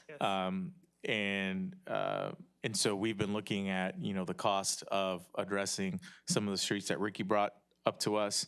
And so we're certainly can provide a list of the various streets that you've brought up, and for that discussion about, well, when do we want to fit them in? What do we remove in order to fit those in? And just have a more robust conversation with you about which streets we prioritize, especially now that we're reassessing how we select streets, right? And aren't necessarily as gun-ho on focusing on the data. That's definitely an opportunity for greater input from you as we set those outer years of the CIP. Thank you. I know, does your mic work? I think so. Okay. I just wanted to maybe hand this to you and let you elaborate, Mr. Garza, that the failure of those streets that you're describing is not a failure on the part of the city, that when a developer develops a subdivision, that we see this frequently where the city then is responsible for maintaining the streets within the subdivisions once completed, but we as a city are not the ones who lay the streets within the subdivision. I thought this might be a good opportunity to kind of expound on that. Yeah, sure. No, I appreciate the opportunity to do so because you're absolutely right. We certainly have the ability to set the standards and the requirements, right? And we certainly, through experiences, have increased those standards, right? But even prior to us improving those standards, we have evidence of other developers that just take it upon themselves to just build great streets. Look at the Steve Klein developments, for example. That Steve Klein developments, were built, before Fox Creek, right? And very easily could have also been developed with not great street construction practices, right? But they developed great streets, right, as part of that. And so certainly developers' willingness and ability to build them right plays a role. But I think our role is in setting those standards. And so from my understanding, and Ken can correct me if I'm wrong, because him and I have had this conversation, those standards have significantly improved even since Fox Creek built this neighborhood. And so now our standards do require limestone as the base for any street, which would prevent this kind of issue from happening. But anyway, I don't know if that addresses a little bit of your question. I guess I can reemphasize the point that, we didn't build these streets first. These streets were first built by the residential developer. And when they're not built right, we're left with solving the problem. The other parts of that subdivision don't have the same problems, and that's the point that you're making. Correct, because it's a phased project, right? And so the particular streets that you're referring to were part of the first phase. And then as that neighborhood started to add phases, our requirements got better. Yes. And so you can see just in this neighborhood, the difference that made. real quick point. Fox Creek 1 and Fox Creek 2 were two sections. There were two engineers, and one engineer on the second section took it upon himself as an engineer to look at what that subsoil was, what was involved, and beefed it up on his own. And the developer paid to make sure that what happened in section 1 wouldn't happen to him. But he went over above the minimum, as an engineer should. And I think that's important for the residents of Fox Creek too. It's not the entire subdivision that we're having the issue with, which is fortunate. Yeah. But to your original question and point, we'll prepare some cost estimates for that in addition to other streets that have been submitted by some of you for the conversation in March. Great. Thank you. Very good. I'd like to make sure the standards and recommendations for these developers are reviewed, and maybe some type of punitive damages in the future to these developers if that street begins to fail within so many years. It would add cost, but it's better than what we're going through now. Right, yeah, and we can intentionally plan a short presentation, kind of highlighting the history of those specs and who's responsible for what and what does that look like, so we can have, at minimum, a better educational opportunity and understanding of what those specs are versus not. Yeah, I think that'd be helpful. Yeah. That'd be good. Thank you. Okay. Back to you, Emma. Back to you, Emma. Awesome, thank you. So next up, I'll talk about Do y'all our. remember where we left off? Yeah, Right here? Right here, yep. So that wrapped up our discussion on the residential street project, and now I'll go ahead and move forward into our 26th thoroughfare project. Again, it'll be very similar to previous years where we do point repair, milling of the old surface, and then a hot mix overlay to various thoroughfare streets across town. And then the map to the right, this is the project as it stands today. And again, we have some modifications that we're going to recommend to you guys. Yes, sir. Question concerning Juan Lane, is that the only section that's been evaluated? Because I know further, slightly east of that, it's fallen apart also. We've had a lot of complaints, I've had, Yes, from the sir. residents there. So can you elaborate a little more on that project? So one of the recommendations I'm going to make is to actually extend the work done on Juan Lynn Street all the way to Highway 59. Wow, So, that would help yes, sir. tremendously. There's a lot of complaints. Yes, sir. In the next couple slides, you'll see that. Okay, so first up, I'm going to talk about the streets that we're proposing to remove from the project. First being Miori Lane. This Miori Lane goes from Sam Houston Drive to John Stockbauer Drive. And then we're also proposing to remove a portion of Ben Jordan Street. And the reason for removing it is because it's in the county. And so staff. Great reason. So Great reason. staff is recommending to move Miori Lane to the next CIP window. And similarly, we'll continue to evaluate the condition of Miori Lane and see if it warrants being added into a future year. And then this section of Ben Jordan Street, we're just recommending to remove entirely. And Miori Lane is concrete, isn't it? Yes, ma'am. That has been a good asset to have some of those concrete streets. Yes, ma'am. And so our total removal is approximately $1.7 million. And then I do have a photo of Miori Lane. Like Ms. Scott noted, it is a concrete street, and this is actually one of the first concrete streets we did around town. And some historic plans we have indicate that this section of concrete is actually around 12 inches thick, which is a very heavy-duty pavement section. And so we're very confident about the condition of Miori Lane. And again, we'll continue to evaluate it as years go on, but we think we're pretty safe to remove this street from this year's project. And if you've ever driven it and thought this feels like a runway, that's why. I had a motorcyclist once complain to me about some of the, I guess, the seal joints and that Yeah, the it's a little bit panels. bumpy, but Yeah. I haven't counted a lot of Yes, motorcycles. so I can talk about that. So along Miori Lane, there are some issues where concrete panels will move, and the street department addresses those when that happens, and it's still happening today. And so that's also part of our reason for removing it, is as these concrete panels keep moving, if we put hot mix on top of it, the hot mix will move just the same when the concrete moves.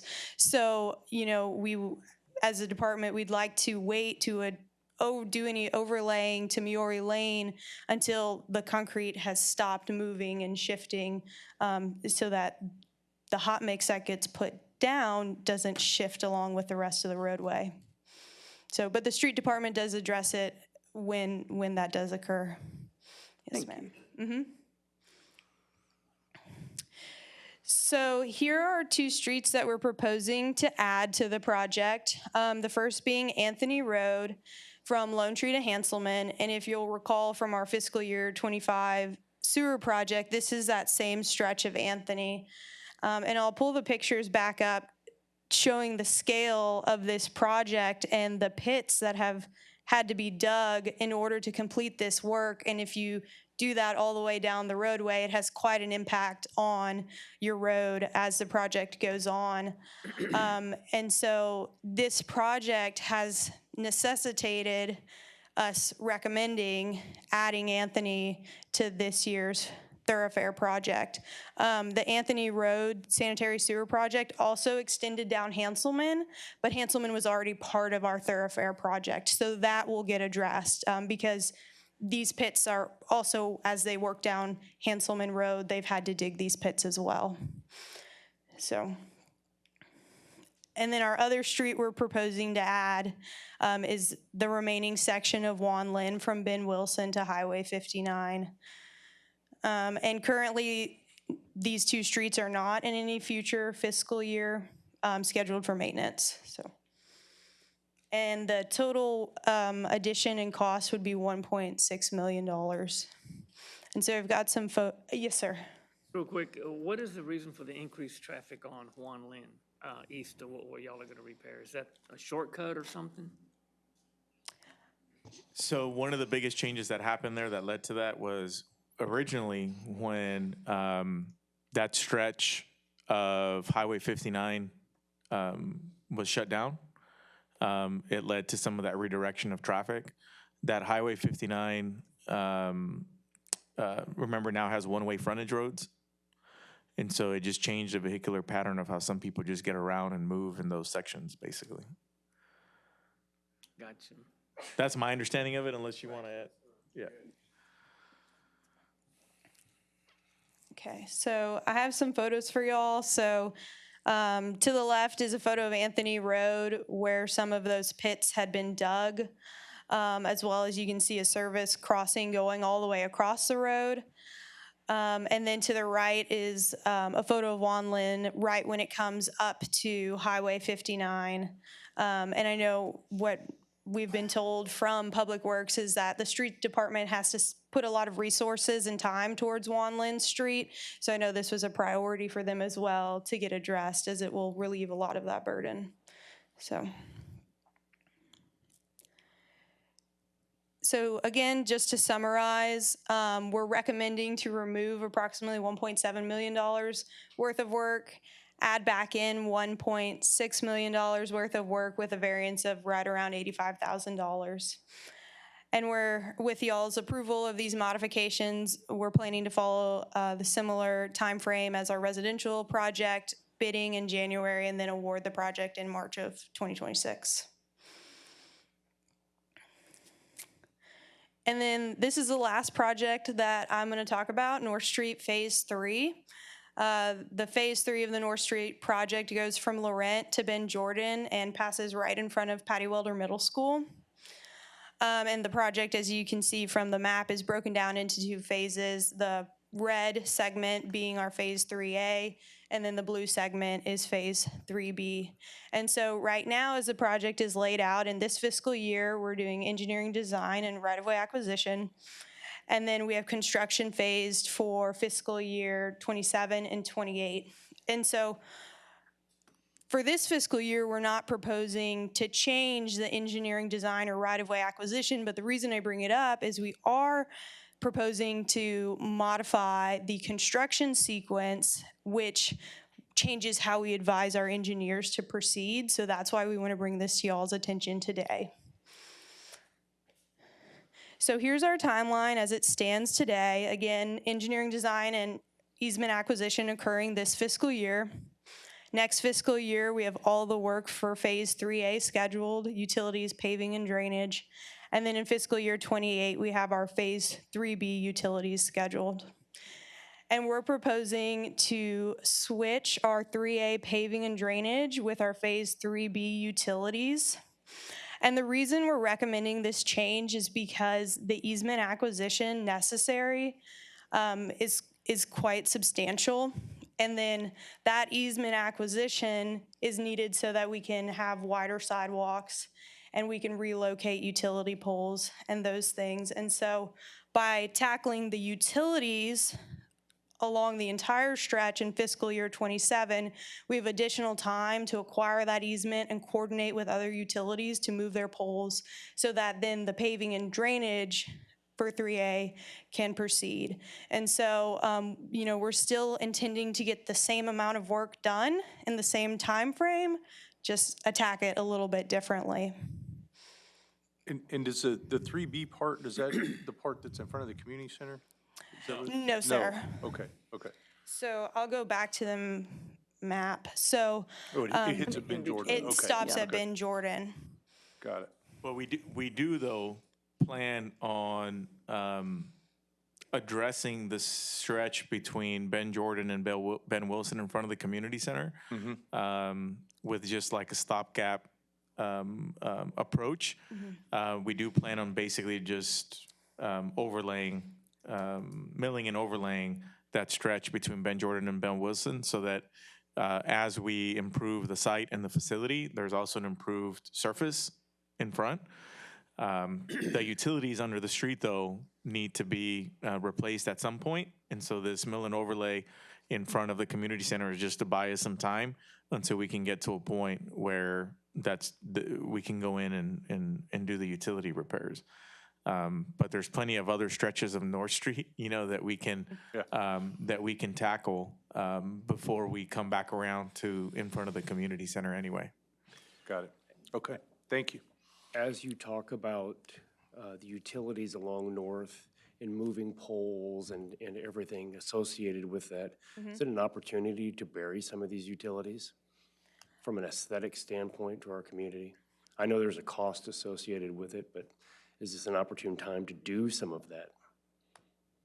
I think we would have to coordinate with some of those other utility companies and start discussions with them, but we can look into it. Yeah. Okay, thank you. Yes, sir.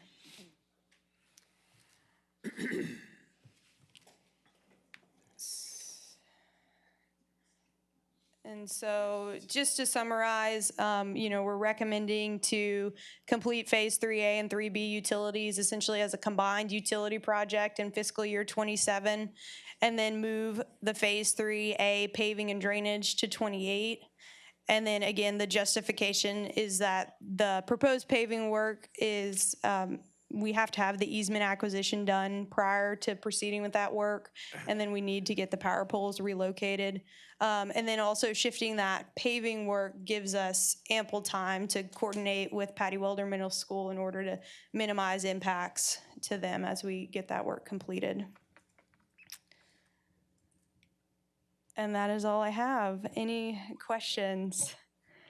Another question. Yes, sir. Concerning Briggs Boulevard, refresh my memory, either Ken or Jesus, on the process of the bridge and the status. Is that a DOT project? Yes. Yeah. Yes, So- and that project is scheduled to let in the summer of 2026, is my understanding? It's already Oh, they already let? It's Okay. already let. Yes, so that project let in November, so last month it let, and they're expecting to start construction spring of this upcoming year. And what's the city's responsibilities on either end of it? The connection?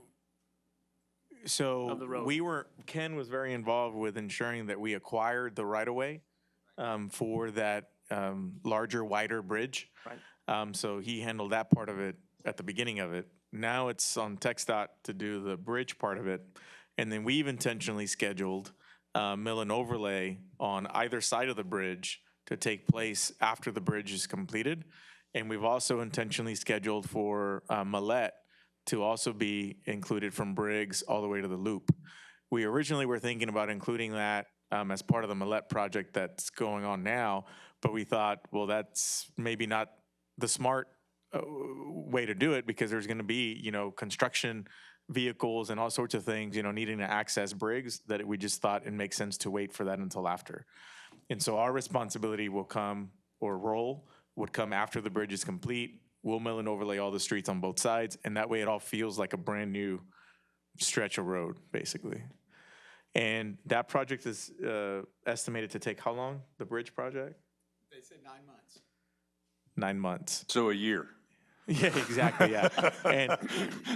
And that stretch of Briggs will obviously be closed. And so, you know, we've tried to communicate as best we can with the residents in the area so that they can make proper adjustments, because they will need to obviously now go all the way to the loop if they wanted to, you know, access, you know, Highway 87 or wherever they were needing to go. Sorry for all my questions. No, it's okay. It's a good reminder.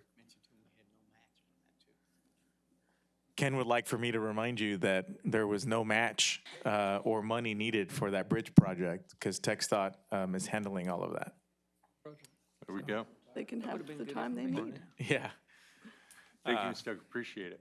Thank you, For the Emma. info. Thank you. Emma. That was Mr. Garza, is this good time maybe to? Yes, I think absolutely. we're right in the middle. Let's take about a That's what I 10-minute was break. gonna Yeah. recommend, absolutely. All right, so it's 10:37. Let's take a 10-minute break, and then we will pick back up where we left off.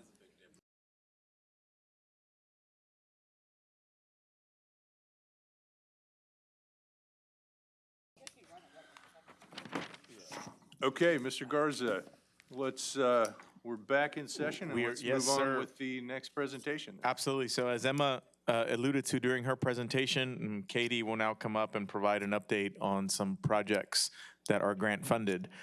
Before I turn it over to her, though, I want to provide just a brief overview or a refresher, I should say, on just the history of her role for the benefit of the new council members and anybody that might be tuning in.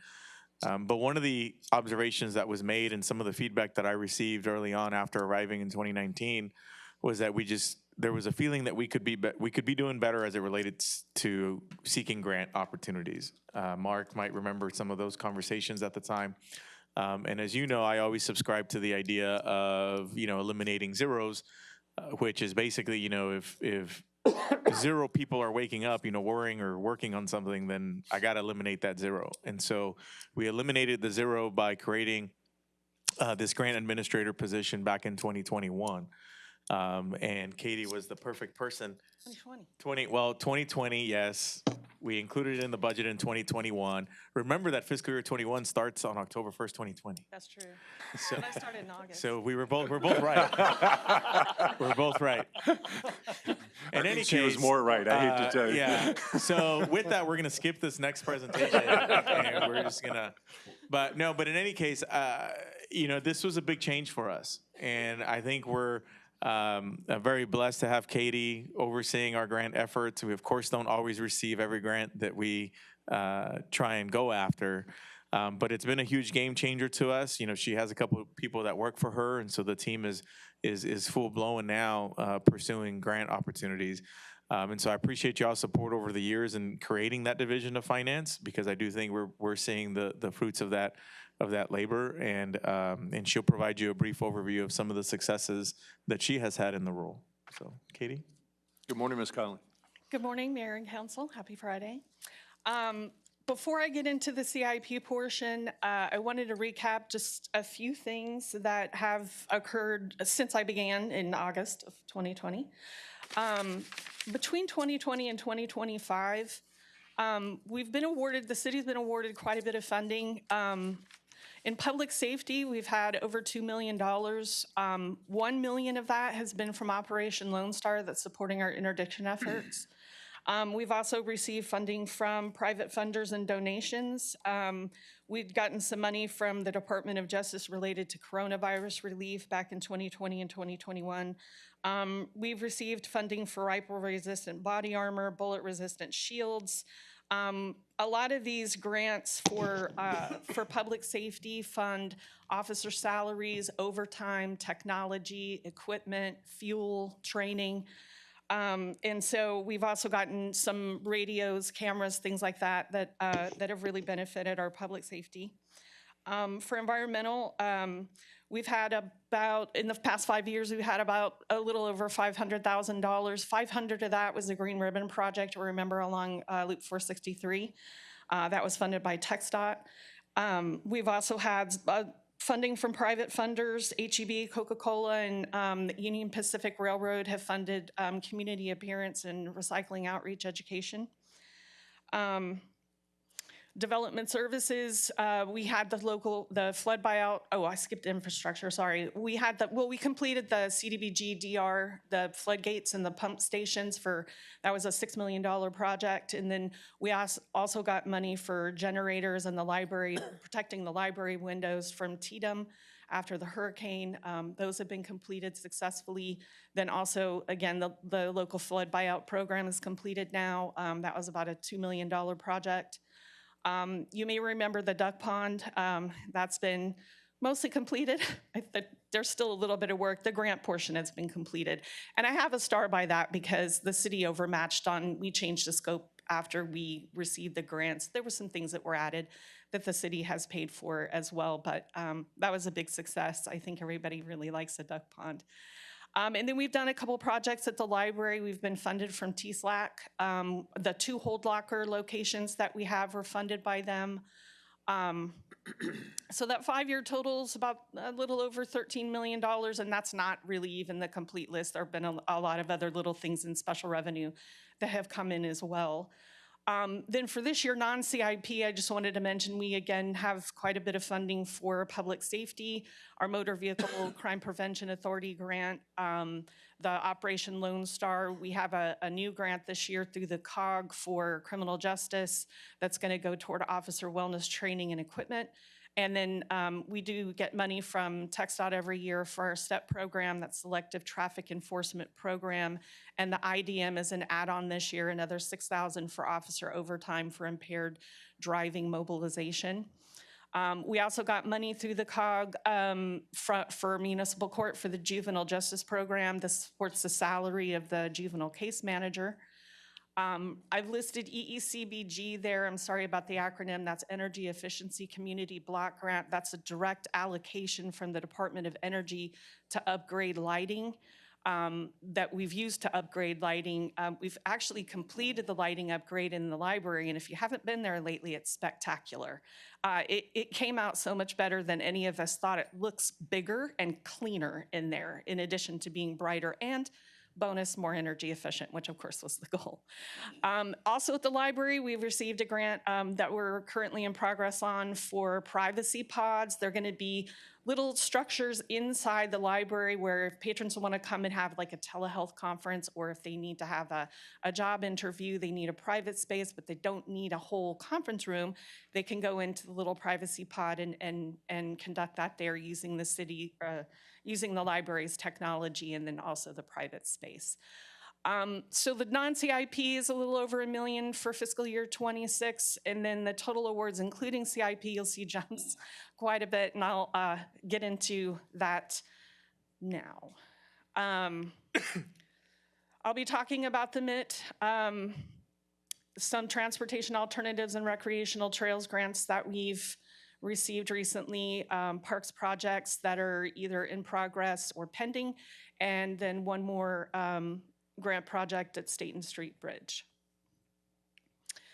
So we finally executed the contract with the GLO on November 12th for the water and sewer SCADA projects, the Regional Wastewater Treatment Influent Screen Facility project, and the Lone Tree Acres Drainage Improvement project.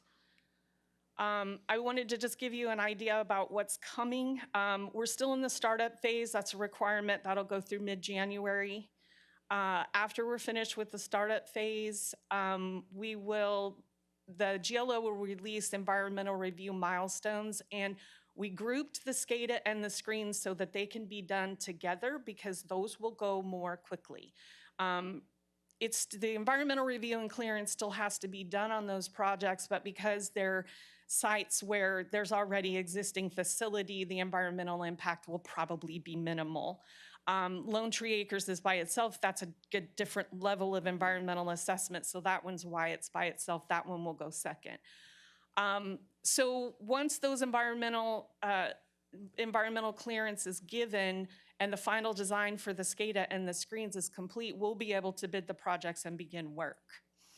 And as we're going through finishing up the engineering on the SCADA and the screens, for the screens, it's looking like, because when we applied for the funding, we just had a preliminary estimate. Now that the engineers are working on it, it's looking like that cost may double, which will necessitate some changes to possibly Lone Tree Acres, mainly because that's the only project we have that has any flexibility. I don't know exactly what that's going to look like just yet, but we wanted to mention that we are looking at that, and we're going to work with the GLO to make any budget adjustments that are necessary to accommodate these two cost projects. Any questions about that? Okay. I will switch over now to talking about transportation alternatives and recreational trails. So we applied last spring, summer to TxDOT for a transportation alternatives project to put in a trail that will run between Guy Grant and the Lone Tree Hike and Bike Trail. That project was awarded about a month ago. It's a $3 million project, and the even better news is that because we qualify for transportation development credits, there's no city match required on this one.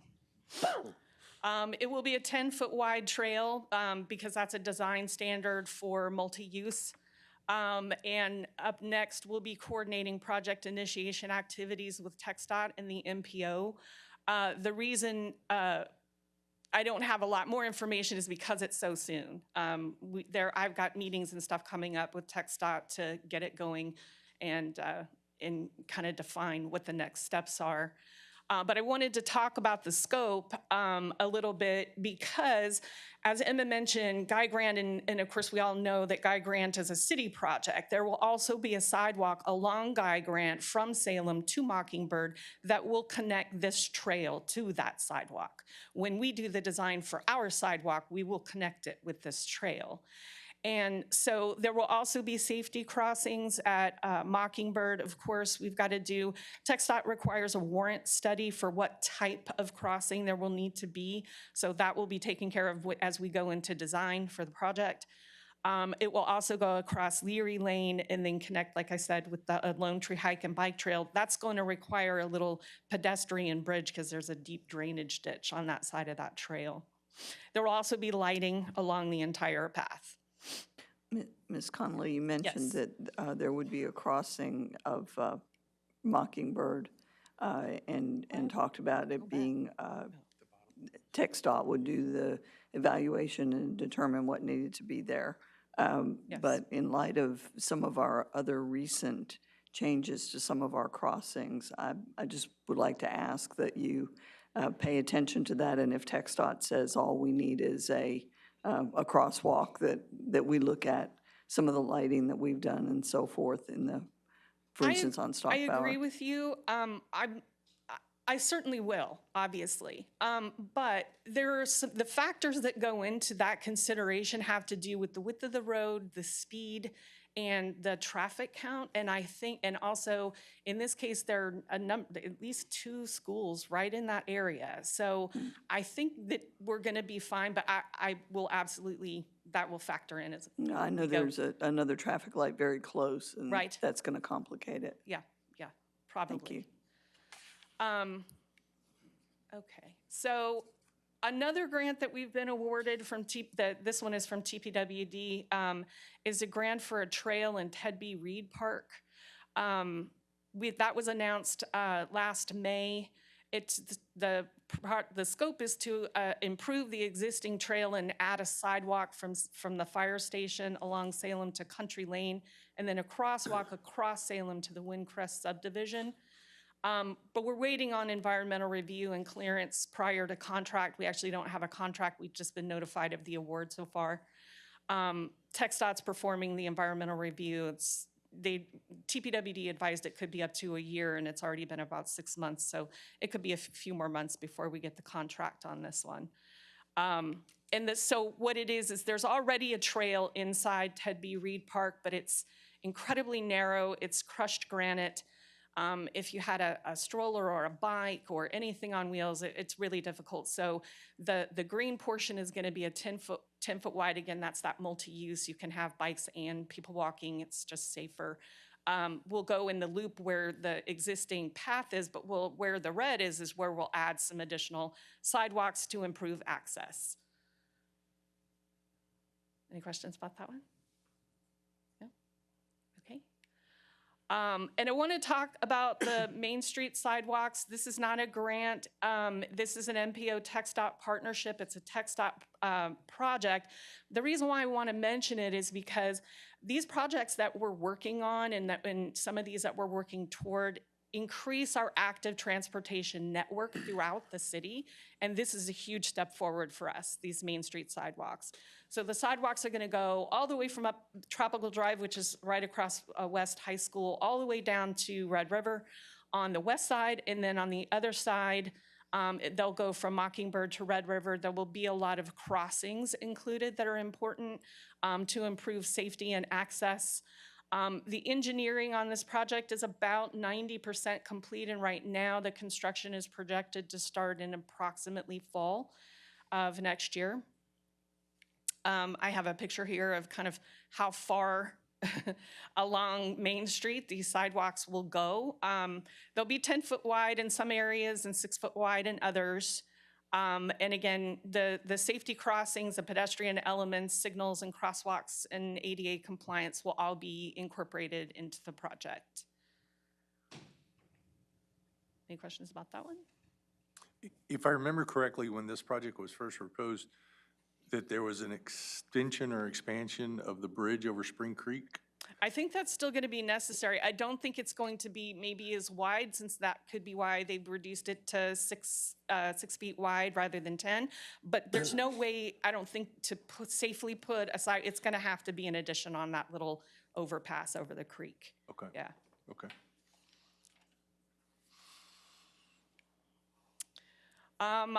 I also wanted to, so those are the 3 big projects that we have for transportation alternatives and recreational trails. And now I'm going to talk about parks projects that have been awarded, that are in progress, and some things that are planned. We applied in 2023 for a boating access grant from TPWD. We applied for the whole project. But the way it's awarded is you get the design phase awarded first, and then you get the construction phase awarded later, after the design is complete. So we have been working on that since 2024. What we're working on is we're going to completely redo the boat ramp. That's a rendering, that picture from the engineer. And then below that, the kayak takeout dock, which right now is on the far side, I guess if you think of it, depending on where you are, of the Pump House restaurant, is going to move to the other side of the Pump House restaurant. It's going to come up the bank a little bit. One of the things that we had to look at is making it ADA compliant, because that's a requirement. What we have now, I think, spectacularly fails on ADA requirements. So it's hard for an able-bodied person. Yeah, exactly. And so when we moved it, we had to be very mindful about making sure that it was ADA compliant. And then also, there are considerations for making sure that it's flexible enough to withstand at least some flooding, because it's on a river, obviously. And then stabilizing the bank and some other things went into the design. We're about 90% complete on the design. This one requires us to submit a permit application to the U.S. Army Corps of Engineers. That's been submitted as of this week. We'll see how long it takes. But after the design phase is complete and TPWD has accepted it, and we have the final cost estimate and the final design and all the permitting done, we will apply then for the construction phase of this project, which will probably be in fiscal year '27. Any questions about this one? Okay. Children's Park is also, we're working on that one. Total, it's a $1.5 million project. Marcia Shanklin Foundation has contributed $553,000. VSTDC's paid for the engineering and the donations, and the city are funding the construction over the next couple fiscal years. The scope is to construct a splash pad and replace the play structures at the park. Currently, the splash pad portion of it needs a cultural resources report due to its proximity to historically significant sites nearby. But we project the design will be complete in first quarter of '26, with construction projected to begin also in '26 and then continued into '27.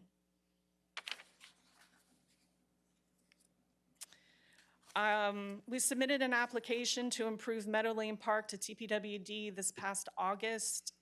That whole project is $650,000 with $325,000 coming from the city. The project will replace and rehabilitate the deteriorated playground and recreational elements, and by recreational elements, I mean the shade structures, the grills, the picnic tables, and the basketball court. We'll improve access, put in some new sidewalks with ADA compliant ramps.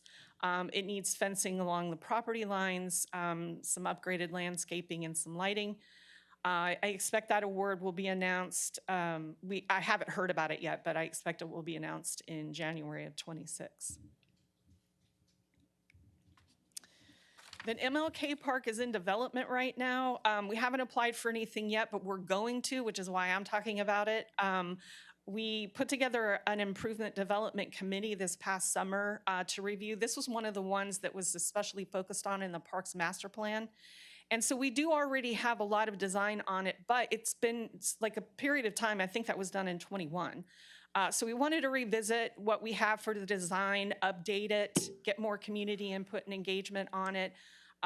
We want to make sure when we go to apply for the funding that we hit all the merit criteria for whichever program. So in developing what we want to see at the park, we need to make sure that we're including development of achieving merit criteria.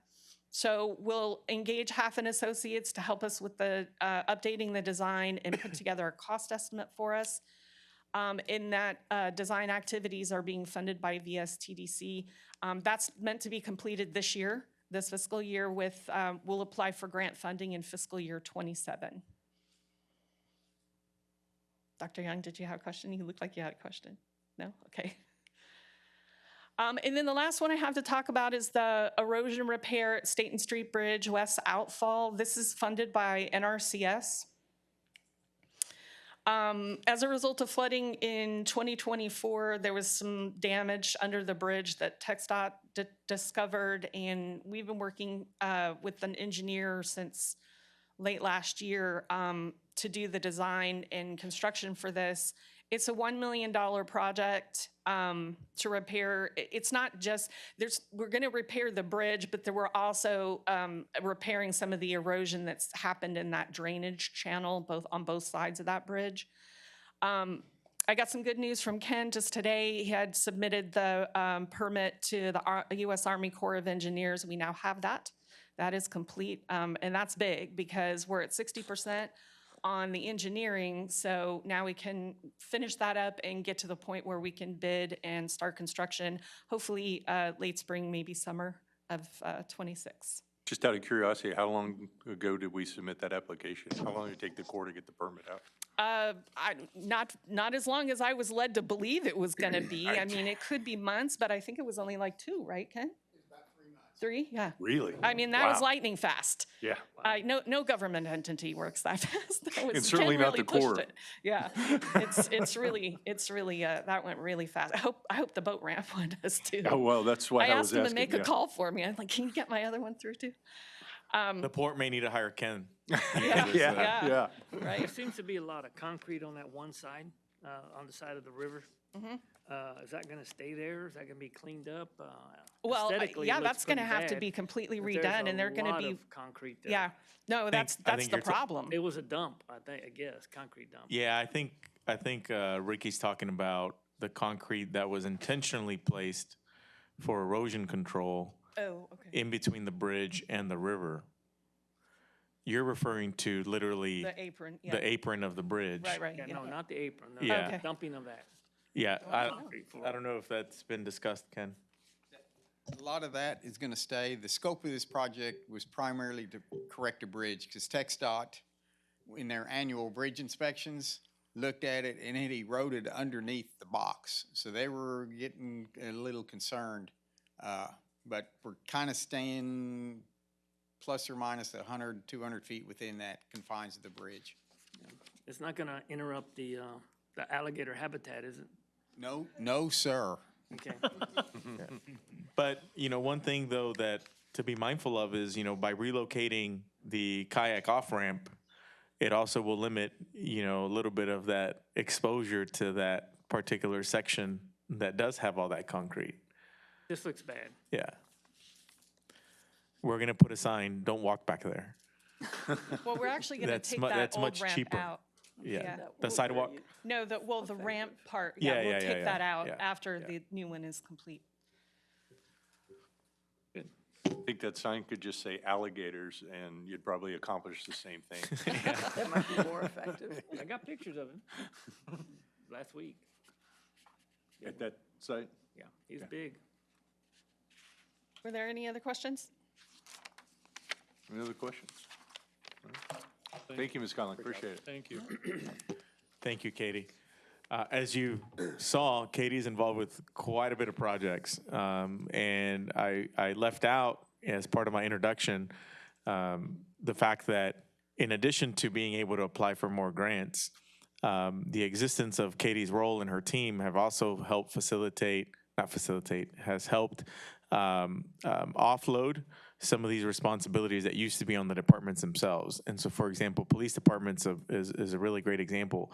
The police department was always pursuing grants, but it was the administration of the police department and their support staff that were embarking on those endeavors. And so with Katie's team coming on board in August of 2020, they were able to take on some of that responsibility, which allows the police department administration and support staff to focus on other aspects of the operation, right? And so there was just a lot of benefit from the creation of this position and the team. But anyway, were we able to get Kevin on board online? Okay, great. So I want to take a moment to introduce Kevin Shepard with Verdunity. He's going to walk us through our last presentation of the day. We anticipate this might take 45 minutes to an hour with a combination of his presentation and Q&A. Before I turn it over to Kevin to further introduce himself and his company, I just want to remind you that we first conducted the land use fiscal analysis in 2020, and that really helped shape and further support some of the initiatives that the city was already embarking on and help further support some new ones. And so one of the things, or one of the driving forces behind that 2020 study was us wanting to take a look at what we were doing with a greater sense of just business mindset. Cities historically have probably not approached what they do with a business mindset to the extent that we are now and that we ought to.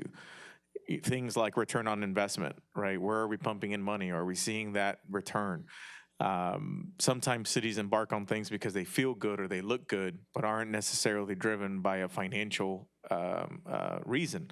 And so we knew, and Kevin can elaborate on it, that conducting this study would help provide some of that backup documentation that we needed to help support some initiatives. So as an example, this study in 2020, helped confirm that, focusing on infill strategies is a priority, right? It helped confirm that investing in downtown was a priority because of just the greater return of the investment. And he'll hit on those points. But it has been 5 years since we went through that exercise. There's obviously new council members on board. There's obviously new stakeholders involved. And so we thought 2025 might be the best time to have Kevin come back, do an assessment, look at comparing 2025 to 2020, talk a little bit about some of the successes that we've seen over the past few years to hopefully further help justify and provide some backup for some special initiatives that we want to continue focusing on. But more importantly, to help educate. And so with that, I'll turn it over to Kevin, who is joining us virtually. And so Kevin. Good morning. Well, I got to start. I apologize for not being able to be there in person. I've got some family stuff going on, so we had to change it up and do this by Zoom. But I always, when I can, I always prefer to do this in person. Just it's a lot easier to deliver and keep folks engaged. But I will try to make this as informative and entertaining as I can via Zoom. So appreciate your time. I'm going to go ahead and jump in and share my screen here. And we will start plowing through this. So looks like you guys can see it up there now. So yes, sir. Yeah, as Jesus just said, we did an initial analysis back in 2020, and have come back and done this one for 2025. So I'm going to kind of go through the highlights of the effort. And some of the things that I felt were most important for you all to know about, and then we can get into some questions at the end. And I think you guys have all also received a copy of the full report as well. So before we dig into the analysis itself, just a little bit about myself and the work that our team does. I am a civil engineer by degree. Spent the first 17 years or so of my career designing city infrastructure, some TxDOT projects.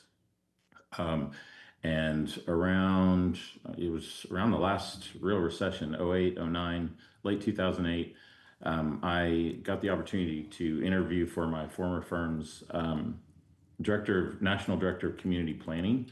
And so I ended up getting that job, which you might say, why does an engineer get director of a planning practice? But it had a lot to do with my familiarity and interest in cities and how they work, and also just understanding the different parts of our business at my former firm too. But when I got into that role, what was interesting is I started working with cities all across the country, and no matter where I went, big city, small city, rural, urban, suburban, political left, political right, very few cities had the money that they needed to pay for their infrastructure. And so I started to ask that question of like, why are we in such a prosperous place and we're struggling to cover basic services and infrastructure in our cities and keep things affordable? Ultimately, that led me to leaving my former firm, starting Verdunity back in 2011. And we started out focusing mostly on Texas, wanted to take some of the things that I had learned around the country and bring them back to home, and try to use the resources and the market that we're blessed to have in Texas and try to shift things a little bit so that we can be a little more sustainable long term and not end up like some of the other places that I was working, like a Chicago or a Ferguson or a Flint or a Shreveport or a Memphis, and then on the affordability side, both coasts. So we started out in Texas, and as you can see here, we've gone back out now working across the country, and it's just it's interesting that this fiscally responsible and sustainable development is something that everybody cares about. So I'm going to start here. So to be financially or fiscally sustainable, a city needs to balance its development and services with what residents are willing and able to pay for, not just today, but also in the future. So when I say willing and able, you're always going to have some residents that say they're willing to pay more, or kind of say, sure, we can pay a little more in taxes or whatever or fees because we want these things. You're going to have some that say they're able to, but they're not willing to. And so it's that willing and able to pay for is really important. And then not just looking at how do we pay for things today, but how do we pay for them over time, and especially infrastructure, which I'll dig into. So when we look at city websites, strategic plans, comprehensive plans, a lot of times we see cities saying these things. We want to be fiscally solvent and responsible. We want to be environmentally resilient. We want to be socially inclusive and equitable. We want to preserve quality of life. We want to provide affordable or attainable housing. We say a lot of these things, but when you really drill down into it, you'll see that a lot of the daily decisions that we're making and the investments that we're making, they don't always align with those outcomes. They might check a box in the near term, but they're not thinking about the long-term impacts. Or they might consider longer-term impacts in an area, but maybe not think about affordability in the near term. One of the things that I learned when I got into more of the planning side of things is there's a direct relationship between where and when and how our cities develop and the fiscal health and affordability of the municipality. Most of our cities in the U.S. Have followed some version of this curve. We start out on the left with our courthouse square or our main street, and maybe a few neighborhoods right around it. And those kind of evolve over time a little bit. They get a little bit older. And then you get into the middle part of this curve where the market comes to you, the population grows pretty aggressively, depending on different parts of the country, or different, even here in Texas, different parts of Texas, that growth rate can change a little bit, but in any event, you see a lot of development activity where the developers will come in, they build the new neighborhoods or new subdivisions, the commercial development comes with it. And over that time, you start to drive around. This is what I like to call the best place to live, work, play phase, where you're driving around town and you see brand new subdivisions, brand new commercial, and then maybe that older historic part of town it's called the historic district, or it's kind of a tourism center for you. And the revenue from the new growth, whether that's just additional tax base or just growth in properties, sales tax, permitting fees, the growth in that revenue helps pay for maintenance of that older infrastructure in part of the town that you have, because it tends to be less in a smaller area. But as you get to the right of this curve, what we start to see is the city will run out of room to develop, or the demand will start to flatten out. And so your population growth starts to flatten out. The revenues that come from that new growth start to slow down, whether that's impact fees or development fees or additional tax base. And then at the same time, a lot of the infrastructure, parks, facilities, infrastructure that were put in the growth phase by developers now have to be maintained, and in some cases have significant reconstruction or significant maintenance to them that in a lot of cases our cities have not been saving or planning for. We do a bond election and we plan for a few things, but we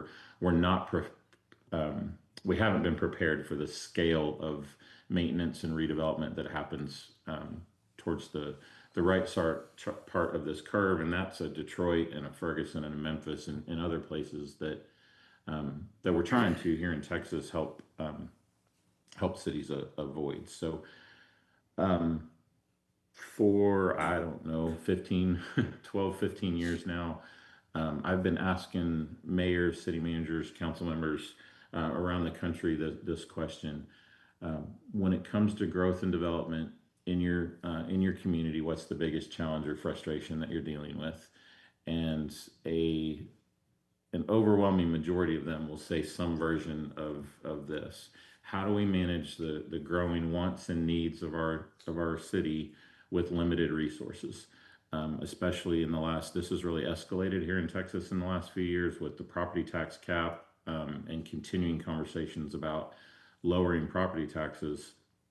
There's a lot of conversations about where that revenue is going to be replaced from. But this is a challenge that I think any city manager can really relate to, in that you've got developers asking for things, you've got your different departments that need money, you've got your residents that want and expect things and maybe are willing and or able to pay a certain amount. And so there's a lot of strain on our city managers across the country now to balance these wants and needs as just as a country. A lot of our cities are moving from new development to redevelopment and maintenance, and you all are a little bit of a hybrid of those. So if you have a resource gap and affordability gaps, what are options to close it? There's really three main general ways to think about it. One is you can increase taxes and fees, not a popular option in most places. You can reduce services. This is basically what we do now when we look at our budget or our capital improvement projects and programs and say we have X amount of needs, we have a certain amount of revenue, and anything that we can't fund, we'll just defer to a future year. The problem is when you defer, what you end up seeing is the amount of the needs continues to grow, both just in the amount of projects, but also in the construction dollars, because stuff never gets cheaper.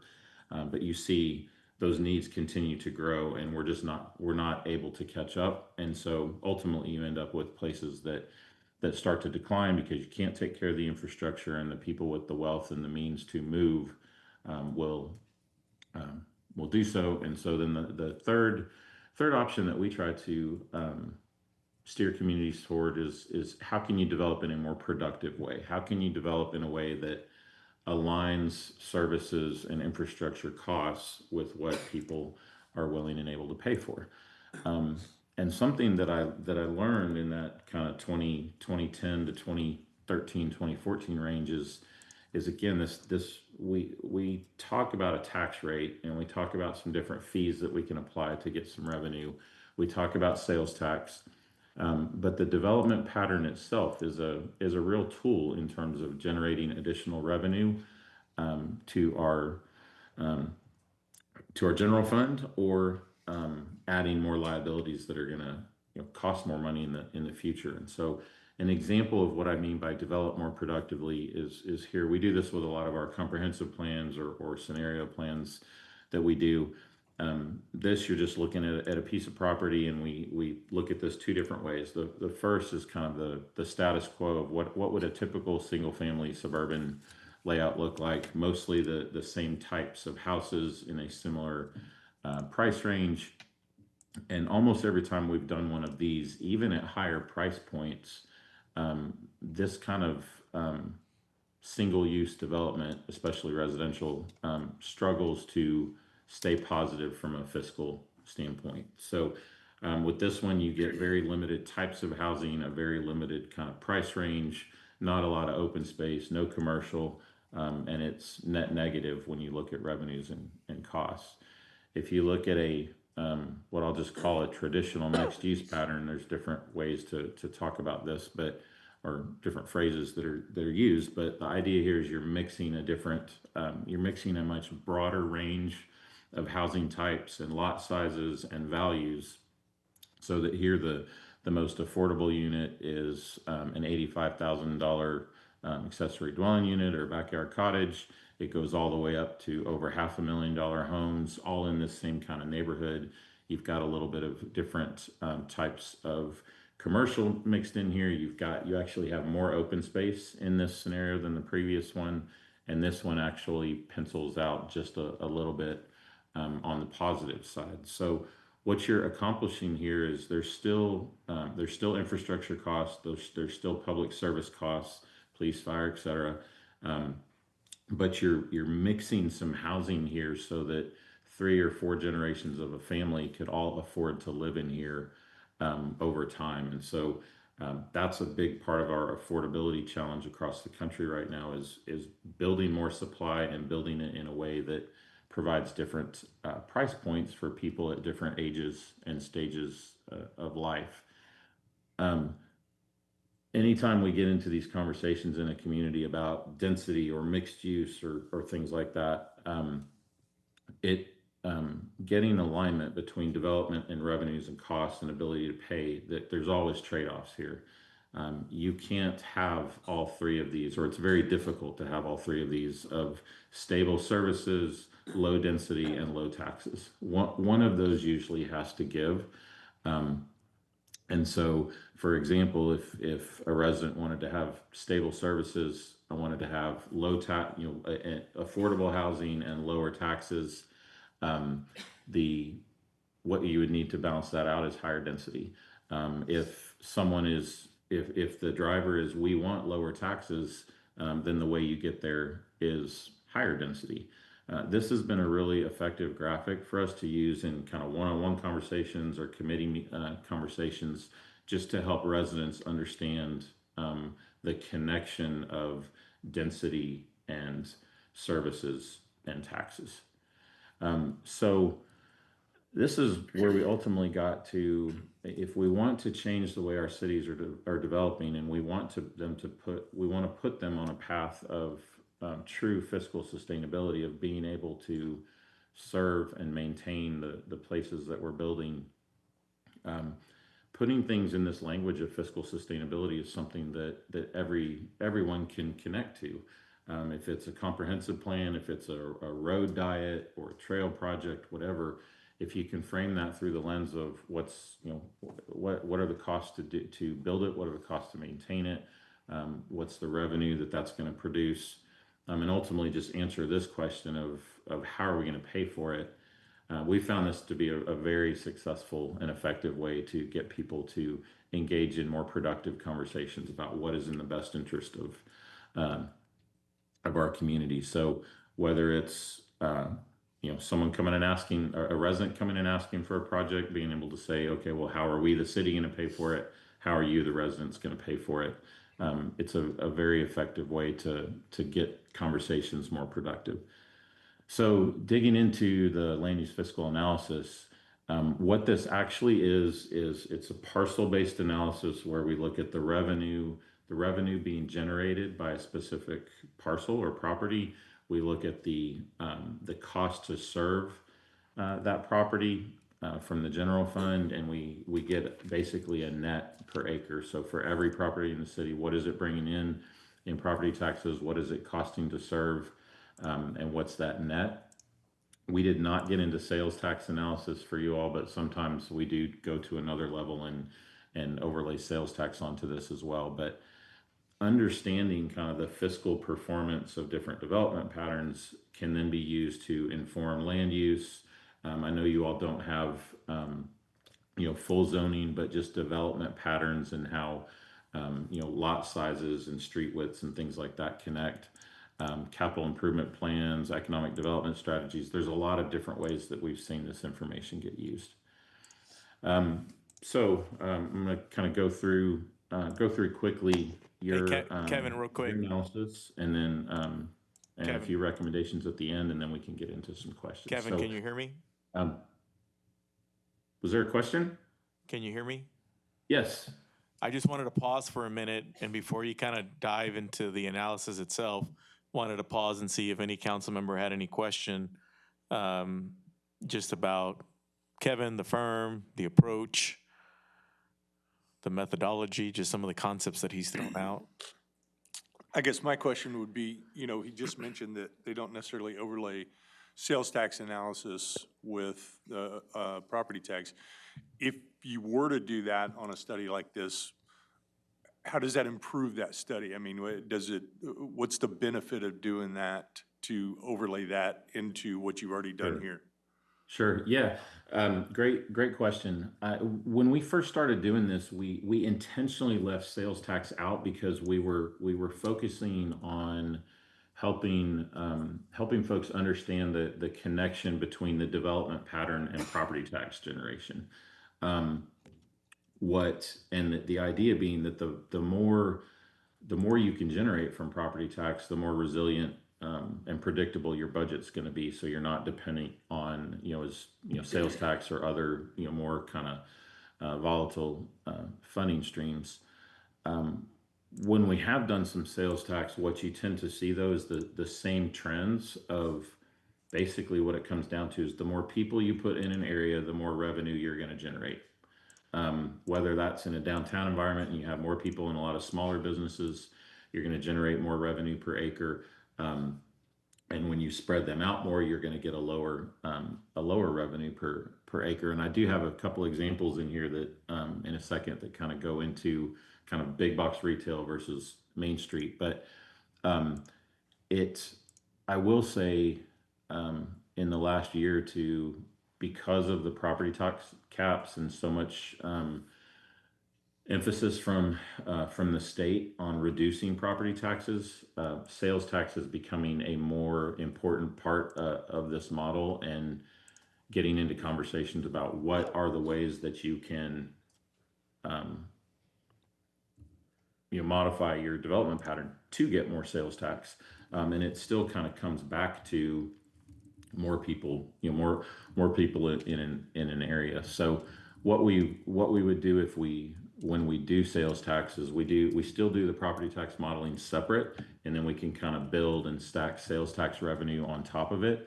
What we do in the cost side of this analysis is, I have it here in a second, but what we'll usually do is what percentage of your general fund comes from property tax, and then that's the percentage of the cost that we allocate to the properties as well. So we're kind of keeping revenue and cost allocation apples to apples. So if 40% of your general fund comes from property tax, we're taking 40% of the general fund costs and allocating those back to the properties. But again, as sales tax is becoming more important, I do think there's value into the holistic analysis of having all of your revenues and all of your costs represented. It's just the nuance of splitting out what can your development pattern really impact versus what are kind of some other things that are market related. It was a long-winded answer to your question. Yeah, and I'll just briefly add that, for purposes of this update, we also chose to stay with property taxes because we thought it'd be appropriate, to Kevin's point, focus this re-exposure to the study and this model on property taxes. And then once we feel we're in a really great point of understanding the connection with property taxes, we can then look at beginning to overlaying some of the sales tax, right? But I personally thought that kind of overlaying the sales tax right off the bat, might kind of make it difficult to tackle both concepts at the same time. And so for now, I thought it would be more appropriate to focus on the property tax rate connection, especially in light of what's going on at the state legislature, with property caps and all that kind of stuff. And then we can certainly come back around and take a look at incorporating some of the sales tax data into that. Okay, good deal. Thank you. Yeah, just from experience, it does. If you try to do it all together, all up front, the attention kind of goes too much towards sales tax because there is like a default response of, sales tax will make up the gap. And that's not always true. So, back. Just real quick, anybody have any other questions or thoughts? All good? Great. Okay, so this, I love this map for you all. I actually use this in all of my presentations all over the country, actually, because it's such a very a clear map that shows the kind of the service area growth that we talk about in so many places. So for you all, that on the map on the left, the green is your core, kind of the core part of the city, pre 1940 development. You can kind of see the traditional street grid layout through there. A lot of your original neighborhoods are all in there, and then the yellow, orange, kind of dark orange, red that goes out. You can see all of the post World War II development, basically 1950 and on. And what you all did is it's exactly kind of what I was talking about a little while ago. Although your population curve hasn't been as aggressive. From 1950 to 2020, your service area grew by almost 12 times, but your population has only grown by 4 times. So when you grow outward like this, you're taking on a lot of additional infrastructure, public safety, police, fire service area, water towers, pump stations, trunk main, sewer mains, all those things. And when you build in a lower density pattern, which is what most of that perimeter growth has been, you're lowering the density. And so you end up with this combination of more costs and fewer households per acre. So the cost per household actually goes up over time, especially when you start to account for future infrastructure costs. And so your density, you can see in the chart on the right there, in 1950, your population per acre was a little over 8. And then you can see through the decades how it went down, down, down, and now you're still kind of in that 2.7, a little bit under 3 people per acre. Oops, what happened? Here we go. So we were talking about the general fund a second ago, and so one of the things that we do is look at your general fund revenue and your expenses, but here looking at revenue, and your split is roughly 50-50 between property tax and sales tax. So you got 34% coming from property tax, you got 32% from sales tax. And then the third one that we like to look at is what are you getting from development fee revenue, like licenses and permits? In your case, that's a very small amount. In a fast growing place, we could see as much as 30% of the general fund coming from development revenue. And so a conversation that we have in those types of places is, as you build things, that development is going to have to start to generate property and sales tax to replace that development fee revenue as it goes down. But a 50-50 split between the two is pretty solid. In a perfect world, I think we would see the overall pie between those two be a little bit bigger. So to have 66% from those two, getting closer to 70 or even 80% of your general fund from those two is what I would consider a more less fragile or fiscally strong position. If you look at the right part, this shows your trends over time. So both your property tax as a percentage of your general fund has been creeping up. In 2020, it was 32%. In your 26 proposed budget, it's 34%. That's great to see that increasing. A lot of places we're seeing that go down. And your sales tax has been pretty steady. Kevin, a lot of times. Oh, was there a question? Yeah, I just want to add a little bit and expand on the development fees aspect of it, because we come across this issue often here where you have local developers, trying to suggest that it's expensive to develop in Victoria. And whenever there's an out-of-town developer that comes into town, they're like, oh my God, this is great. And so I think it's important that we keep that in mind. Some of us get text messages, and other things that from developers, suggesting that the cost to develop in Victoria is a lot. And in actuality, compared to other places, it's not. We don't have impact fees, as an example. Our fees are very minimal for permits and things of that sort. And so, to Kevin's point, in some communities, that's a legitimate revenue generating mechanism. Charging impact fees, charging more for permits. In our particular case, the city has always had a track record of keeping those permit fees low and not even ever pursuing impact fees in order to help facilitate growth. And so when we talk about what is limiting our ability to have more development, it's not development fees. I just want to make that very clear. And Kevin can certainly support that, as he just did. The other comment I'll mention is that some of you may recall too, 6 years ago, me suggesting that typically the portion of the general fund that's property tax revenue is greater. Kevin, for context, there was an analysis that was made 6 years ago that I showed council that suggested that had they increased the tax rate, even just minimally, how we would have had a substantial amount of more money in the general fund, which would have increased the percentage of the pie that's property tax-centric revenue. In my experience, and Kevin, I'd be curious to get your opinion on this, you know, I've typically seen property tax revenue make up closer to 50% of the entire general fund as opposed to just 34.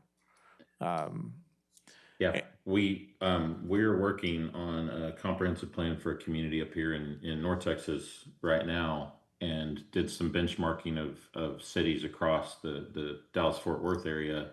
And they were anywhere from, the property tax percentage was anywhere from, I think the lowest was 38% that we looked at, and the highest was 67%.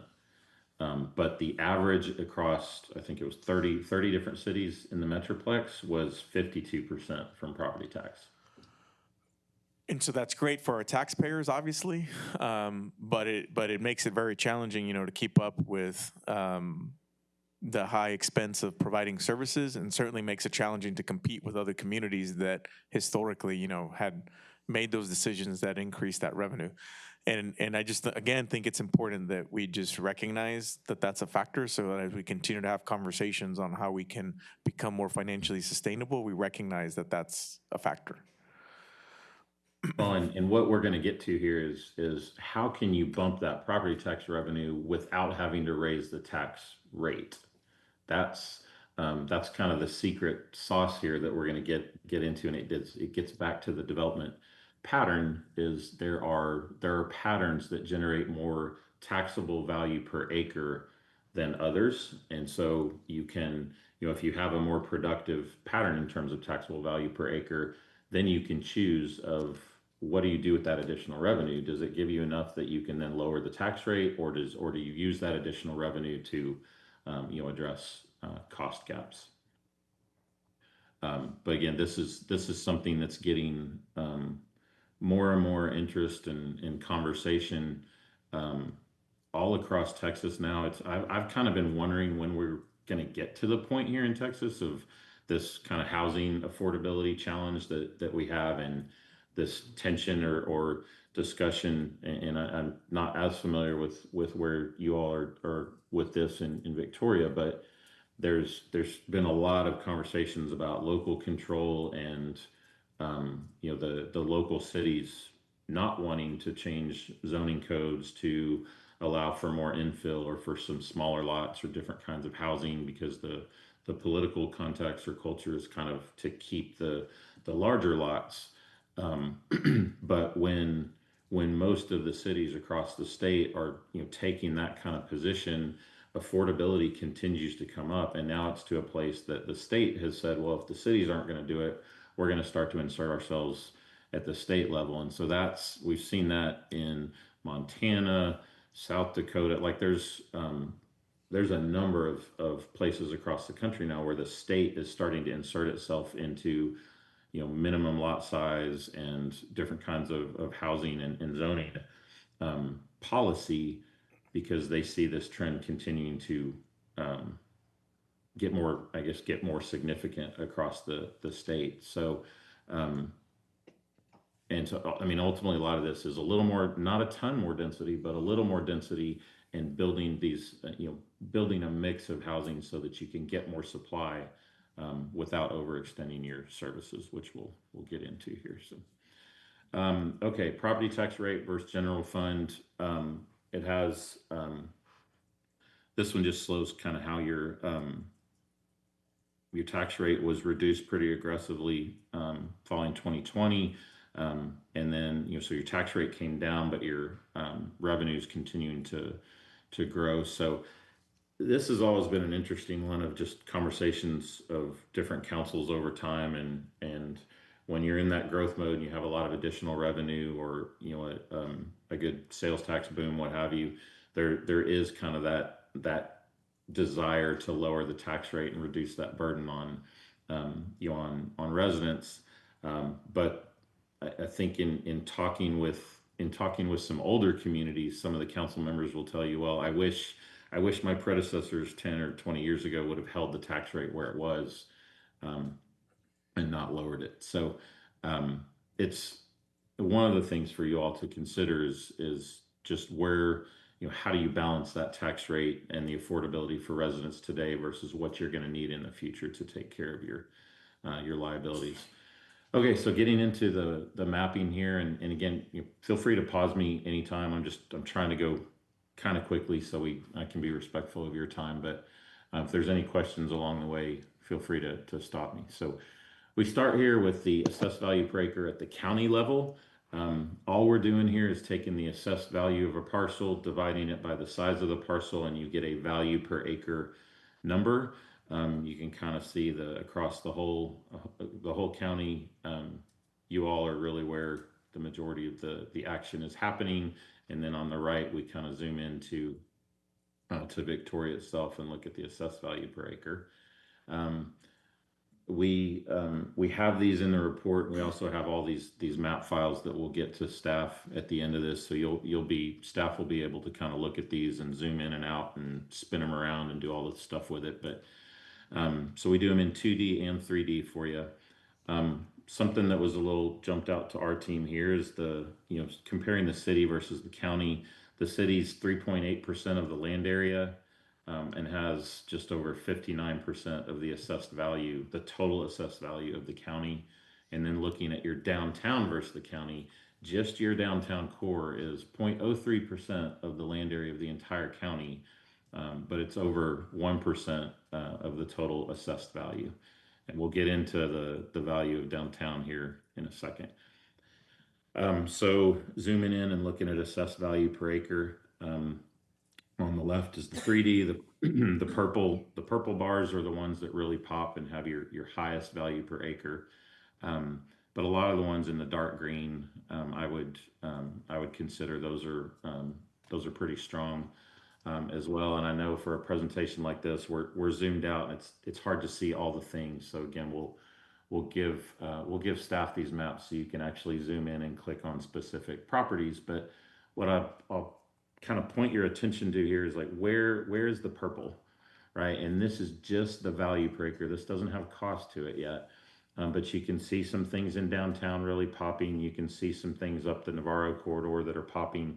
You can see a couple of apartment complexes and some of the newer residential stuff there on the north side of the town that are popping. So there's already some things that we're looking at that are saying, okay, these are higher producing properties than others. So then we go to property tax revenue. We actually go in and say we got all of the data from the appraisal district. We go into the tax rolls and say, what's the actual property tax revenue that you're getting from these parcels? So anything that's exempt or not, not paying taxes is taken off. So on the maps, you'll see those as white now. Those are all exempt, non-tax generating properties. And then we put that property tax revenue per acre in the same format. And again, purple's your highest, dark green is the next scale. And so you can, again, from a value only perspective, just the revenue per acre, you can see where your top performers are. So this is where it always gets fun for us. This is when you start to add the costs. So again, we took that 34% of the general fund that came from property taxes. We took 34% of the general fund expenditures and allocated those back out to the parcels. There's a couple of different ways that we do that. Some services are more of a dwelling unit cost. Some are more of a geographic parcel size factor, but we allocate those costs back. And so this is what some people call this a profit and loss map. Some call it a red-green map. But really what this is showing is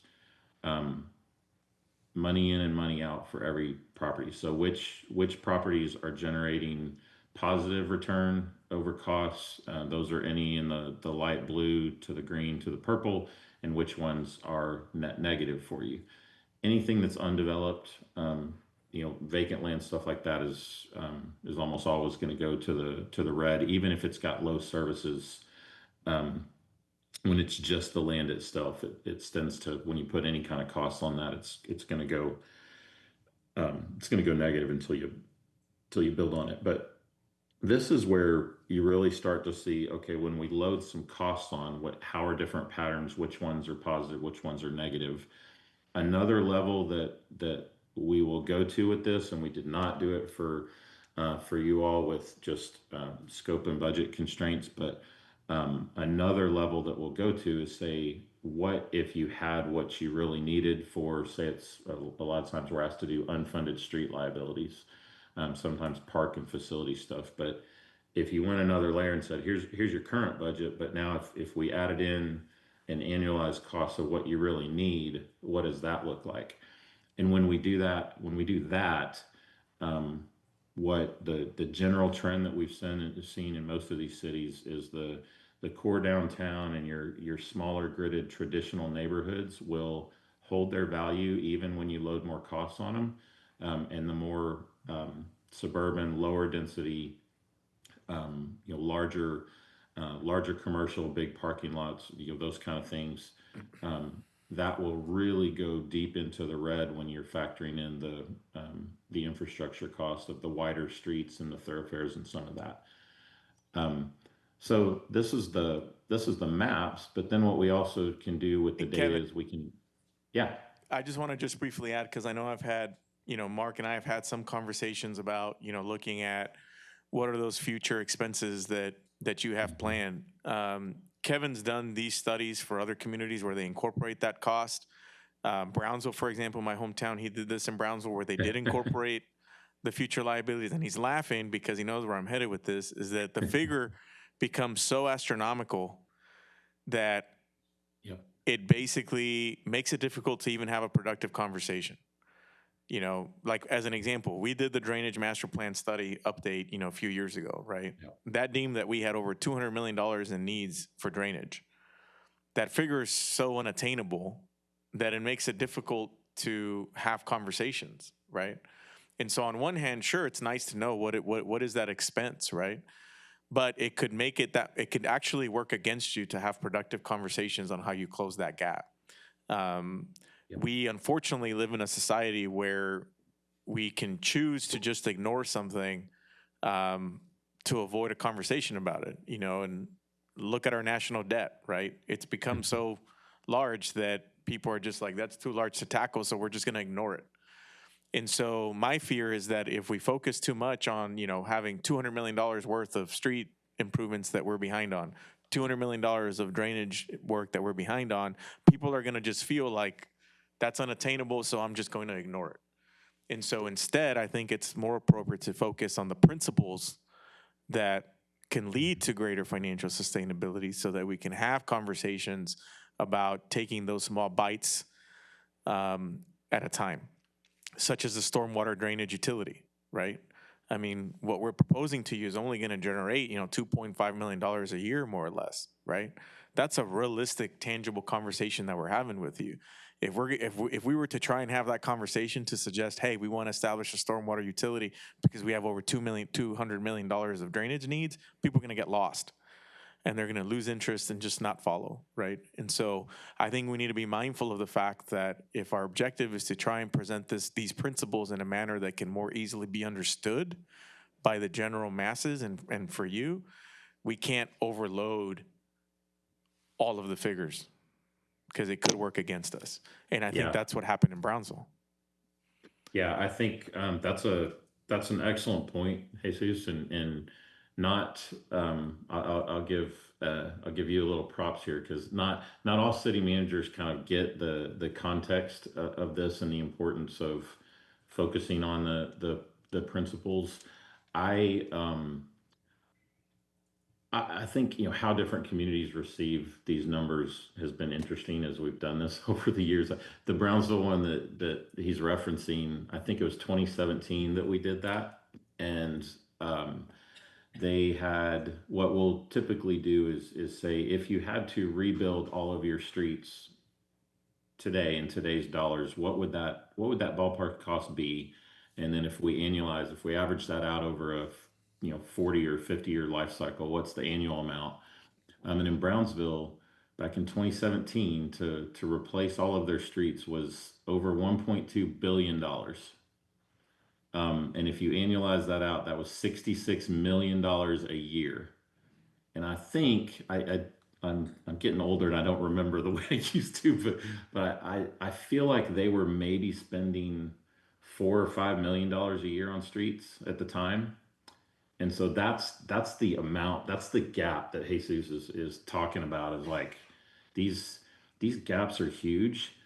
And the numbers can be so big that people will just kind of freak out and they'll get overwhelmed and say, well, that's too big and I can't even think about it.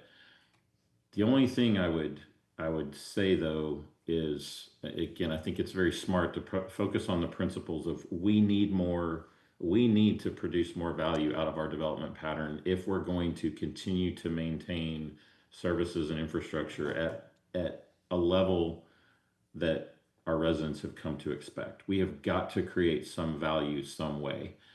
I think for me as an engineer, the unfunded street stuff is, it's a pretty concerning thing across cities and states and the feds.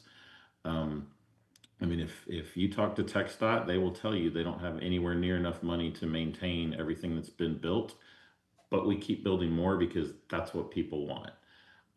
I personally am kind of, at our firm, we are really driven by this. So we are really trying to kind of educate and focus on closing these gaps, because I've got kids, and man, if we don't change something, the amount that they're going to have to pay to have the same quality of life that we have today is off the charts. So how do we change it while we can still control the development and kind of make some incremental progress? That's what we're really talking about. So, and so again, at the end, when we talk about recommendations and principles, there's a lot of this is focused on development pattern, but some of it is also on the infrastructure design side of there's not just a demographic demand for kind of more walkable and mixed use and complete neighborhoods.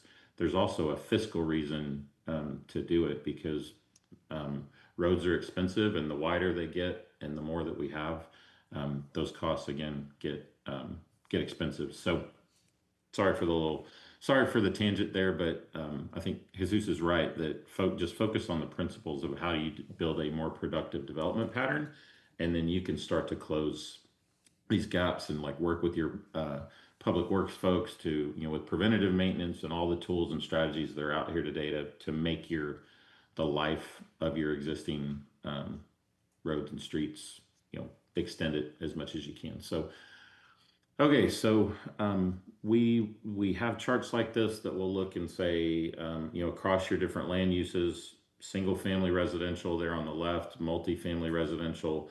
The dark green bar is the average revenue per acre across all of your, these different uses. The light green is what that, the budget, the net per acre is. You can see that single family residential, multifamily, and commercial are all across the average of all that development. They're all still positive in a net per acre for the budget. The agriculture and vacant land is where you go negative. And then if you look inside of these different land uses, within like lot sizes and things like that, you'll see some patterns start to emerge. This is another one of probably one of the most effective charts that we do in this work. And what you're looking at here is just for single family. Across the bottom there from left to right, you see the different lot sizes. And so your smallest lots are on the left. You don't have any lots in Victoria that are 1,500 square feet or less. But you go from 1,500 all the way up to over 50,000, your huge properties on the right there.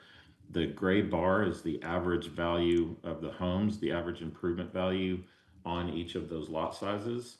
And then the green line that kind of goes down from left to right is the revenue per acre generated by those groups. So every city that we've ever modeled in any state shows this same trend, that the smallest lots are the most productive to the city in terms of revenue per acre.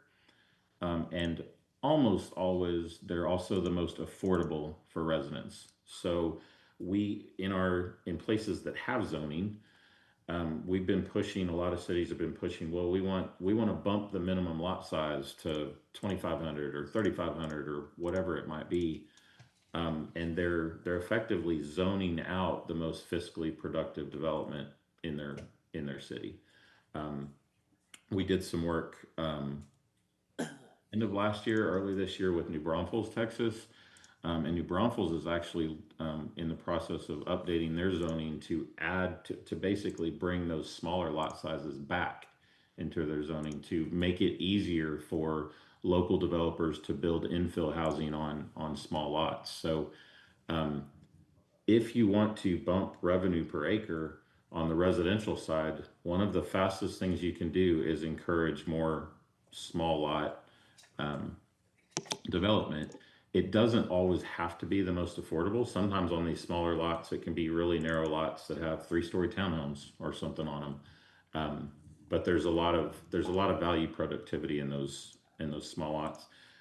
The flip side that what I would say here is in a lot of places, those mid-size lots, and it's changing as the home values continue to increase so much. But what the builders and developers across Texas have wanted to build for the last 20 or 30 years of the third acre lot kind of stuff, wider streets, cul-de-sacs, $250,000 home or something.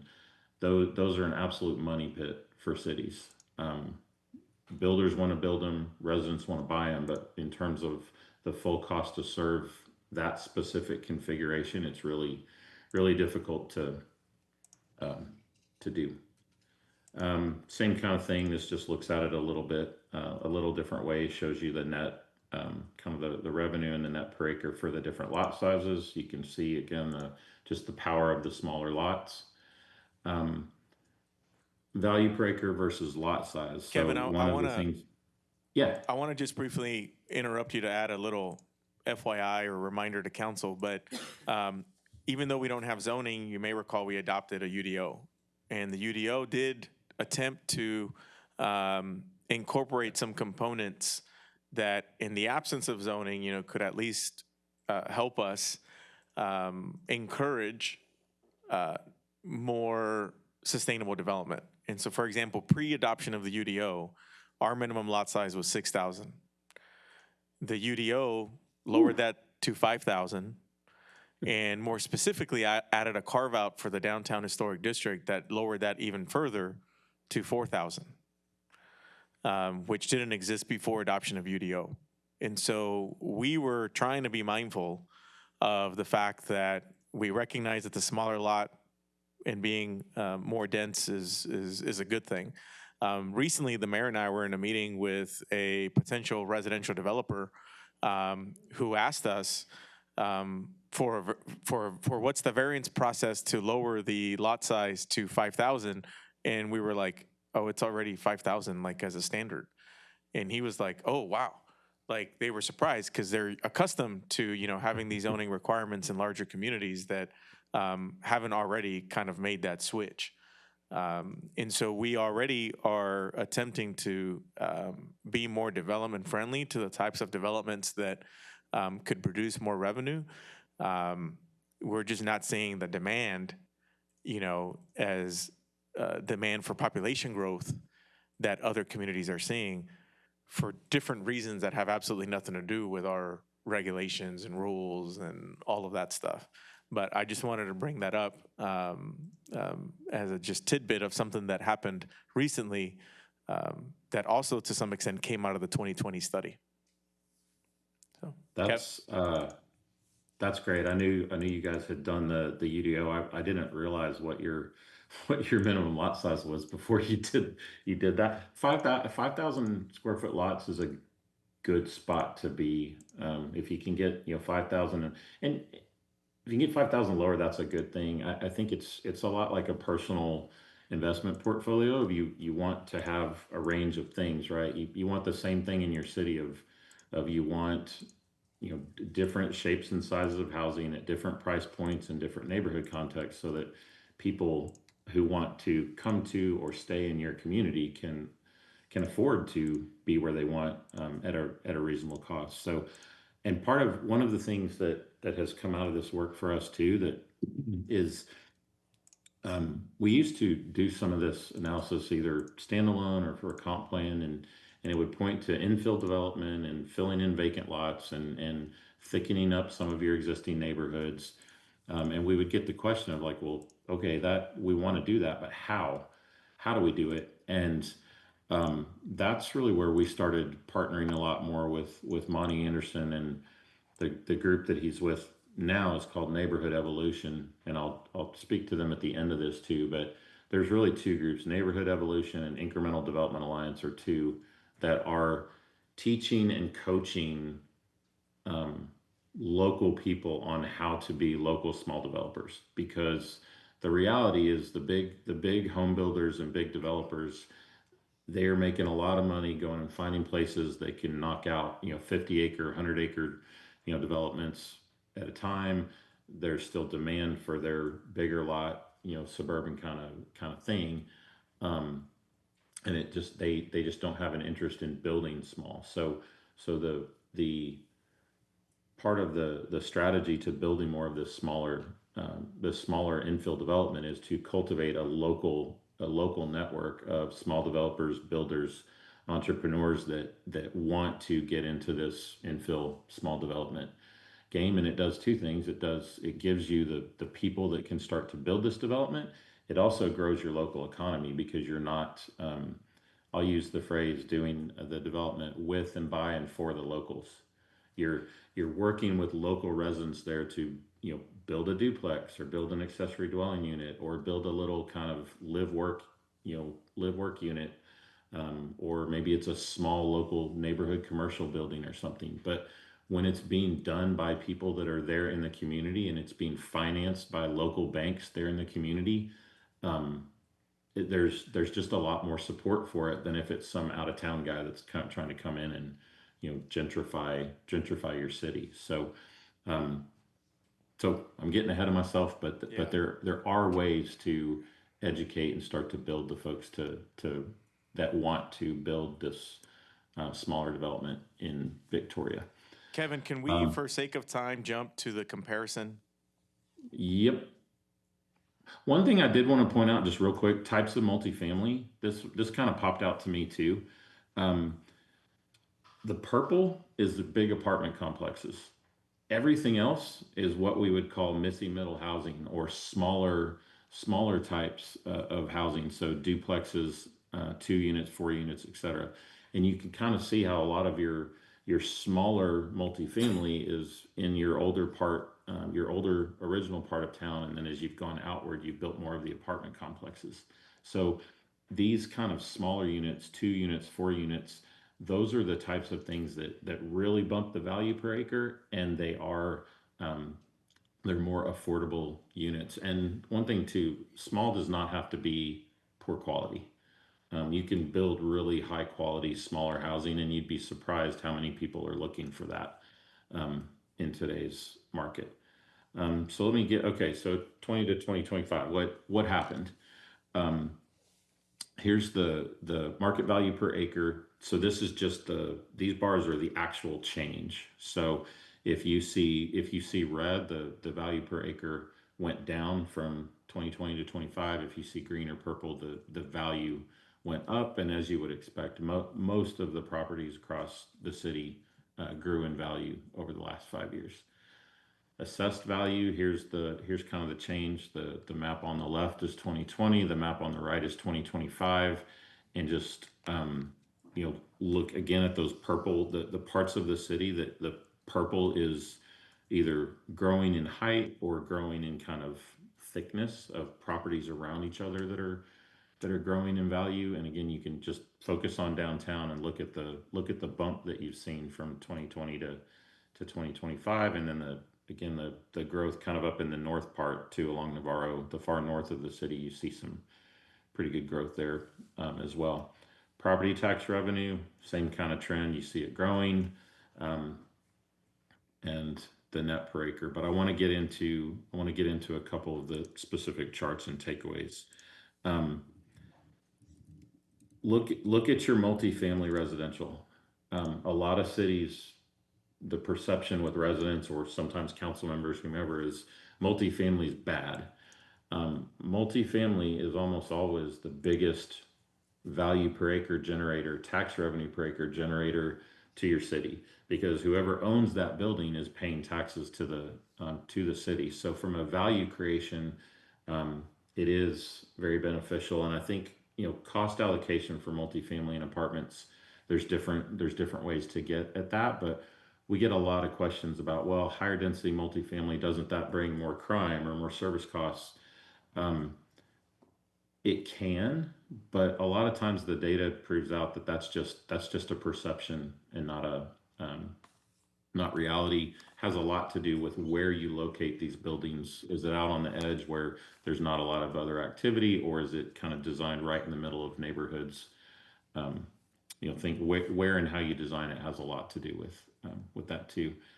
So you can kind of see, we break this down across all the different land uses and show kind of how things have evolved. And again, just to point to the smallest parcel sizes have all had the highest increase in market value per acre, and multifamily overall has seen the highest increase.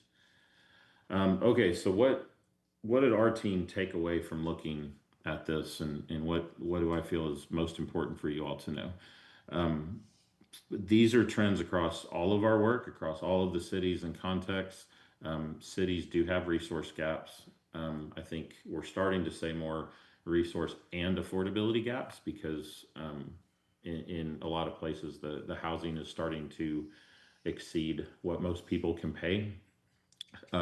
So even though we didn't put a number to your road costs, I think it's important that you all know that going forward in Victoria, that there's going to be some service and infrastructure costs, that things are going to cost more than they do today. And then kind of jump into the bottom, the older traditional grid neighborhoods, downtowns typically outperform the more lower density spread out suburban style development. And I just want to reemphasize, I got to make sure I always say this, we're not saying one is better than the other. Because full disclosure, I live in a suburban neighborhood right now. I think it's just important to know the benefits and costs associated with them and try to build a balance. And then the high ROI, the most fiscally productive properties are the ones that have the highest ratio of building footprint to lot size. So the more building you put on a lot, the better it's going to do. Multi-story, the more vertical you go, the better it's going to do. If you have a lot that is, a 1 acre lot or a half acre lot, and you have a choice between a wide lot or a narrow lot, narrow street frontage is going to do, or narrow lot frontage is going to do better, because you have more lots on that block of street, and then smaller lots and higher density. Talked enough about costs. The small lots still perform the best, but look at the single family bump in that 1,500 to 3,000 square foot category. In 2020, the total market value per acre there was little under 1.5 million. In 2025, that jumped to almost 2 million. Even those smaller lots are growing. And in fact, the smaller lots are appreciating in value at a faster rate than others. The multifamily, you've had traditional or tremendous growth in the multifamily revenue as well. And then kind of landing and ending with downtown. This is kind of, you can see just in the downtown area what the value per acre change was from 2020 to 2025. Your total assessed value in downtown in 2020 was 92 million. In 2025, that bumped all the way to 145 million. You can see kind of some of the most productive properties here. The staff asked us to add this in. You all, since 2020, have made a pretty significant investment in your downtown. The 6.3 million to the DeLeon Plaza, 400,000 in facade building improvement grants, so a total of 6.7 million investment. And that just in those 4 or 5 years has resulted in 38 million growth in the value in that area. So you're getting a great return on the investment down there. And what we see with these is over time, those will even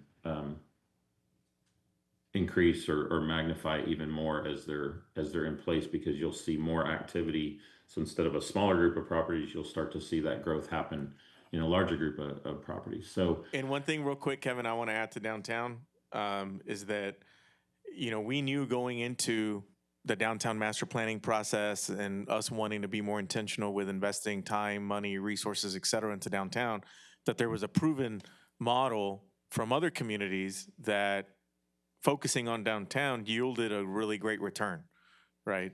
That was somewhat of a new thing for us, right? And so obviously a lot of people were asking questions. Why do you only have those grant programs in downtown?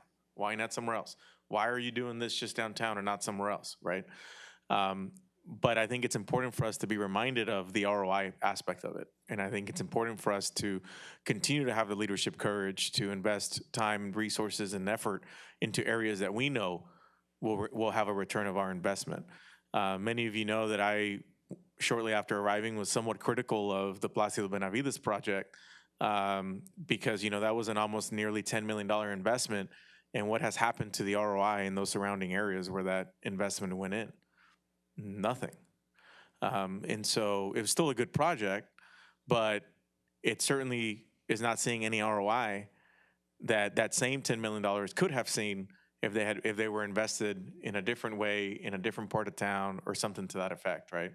And so I think we have some really good examples now of just investments over the last 10 years of projects that have had very minimal ROI and then projects that have had substantial ROI.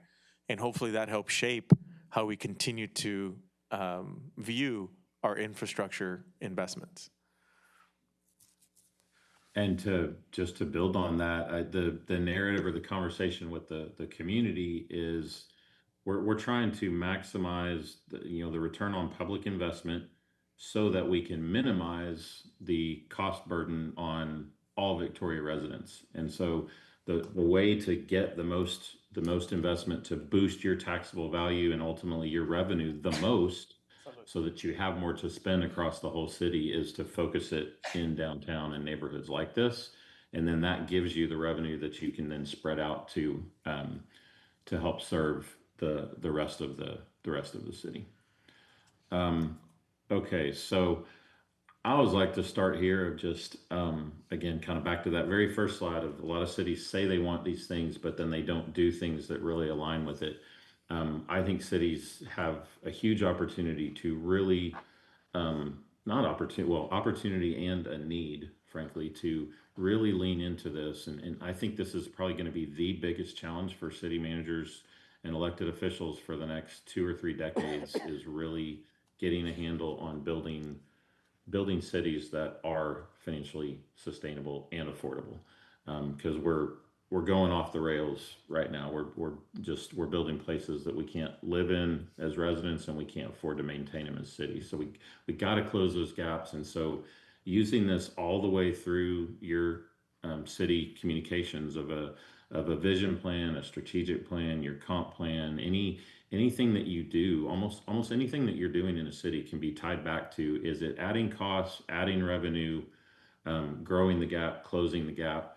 And I think as our cities get more pressure here, I think residents are really going to appreciate that kind of transparency and leadership from the cities that are acknowledging, hey, we're a little behind here. We got to catch up, and we're making meaningful decisions to make our place sustainable and affordable over the long haul. Talked about this, just diversified development neighborhood options. It's not about just building suburban residential or rural estate. We've got to build demographics, and financials are telling us that people at different ages are wanting different kinds of things now. And so what really worked of the suburban model with the good schools and all of that was the growth model in Texas for 40 years, it's changing now because of folks are aging. We have different people moving in, and we have younger folks coming out of school that flat out, they can't afford their first single family home like a lot of us could. So we need to think differently about the kind of housing and neighborhoods that we're building. I talked about missing middle already, but there's all kinds of different housing that can be built in a quality way that In Texas, we just don't have enough of this. We need a lot more of stuff in between the apartments and the single family. Maximizing existing infrastructure and public services. This, did some digging through your comp plan. Great plan, by the way, the Kinnicky folks. I like what they're doing these days, but one of the things that jumped out to me was this map. And one of the ways to close your resource gaps is maximize the value around places that already have public services and infrastructure. So you've had a lot of energy and attention of growing to the north, but you have this whole area on kind of the southeast part of the city that is inside your water and sewer sheds, that has a lot of vacant lot in it. It has, what I would call some highway frontage, both on 59, Business 59. So there's a huge opportunity you're already paying to serve some of that area. Now does it have full service to it because it's not fully developed yet? No, but there's definitely an opportunity to add some value into that area. Okay, this is where I wanted to kind of hit on neighborhood evolution. This is an image from South Bend, Indiana. They're in a world of hurt as a city, and also in neighborhoods, just seeing flatten or stagnating or declining values. And so they are really the hub of neighborhood evolution. South Bend, and then also Duncanville, southwest of Dallas, where Monty's based. This is really where the incremental development model has really exploded. And what this is a neighborhood. A couple of people got together that their values were starting to decline. They didn't want to leave, and they saw an opportunity to basically become developers and start to fix up houses, add additional houses on vacant lots. And just, I don't have the slide in here, but the taxable value of this area has increased something like 60x in the last 6 or 7 years since they've been doing this. And all of this development is happening by people that live there. And so it's people that live there, that want to stay there, that are reinvesting back in their community and building a second building, teaching somebody else how to build a building. And it's just kind of starting to snowball for them. I think this is the last one. There's just a ton of opportunity with public land, and being able to convert this into tax generating property. So what this shows, 55 of the 95 acres in downtown are taxable. So you've got 40 acres in your downtown, which is the most productive part of your city. You've got 40 acres that's not generating tax. There has to be a way to move some of that and get that to getting on the tax rolls. We just have, so on the right-hand side there, you see development downtowns yielding at least $2 million an acre. You've got this 0.44 acre lot downtown that the city owns. That lot on its own, just if you develop that and turn that onto the tax rolls, could probably be worth $1 million or more. And one by one, you put development on those, you start, again, you bump that taxable value, you bump the revenue, and you're not adding any additional service costs because the streets and the utilities are already there. So huge opportunity here to go get either, work with the city, work with the county, work with the school district.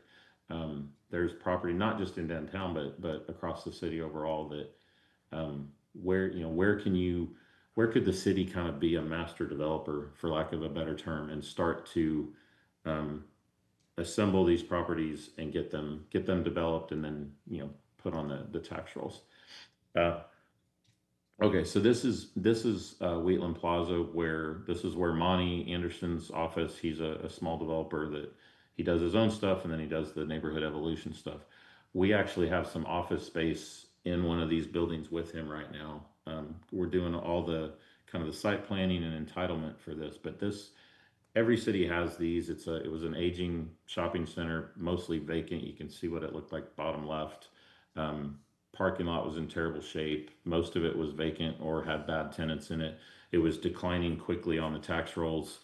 And the city tried for several years to get some kind of economic development deal for somebody to come in and just kind of scrape and redevelop this whole thing. Couldn't get it. And then finally, they reached out to Monty and the city, and Monty had a conversation and said, let's try to redevelop this incrementally. And so we're about 3 years into this now, but all of the facades around the edge have been upgraded and redone. All of the spaces are leased with what I would call quality tenants.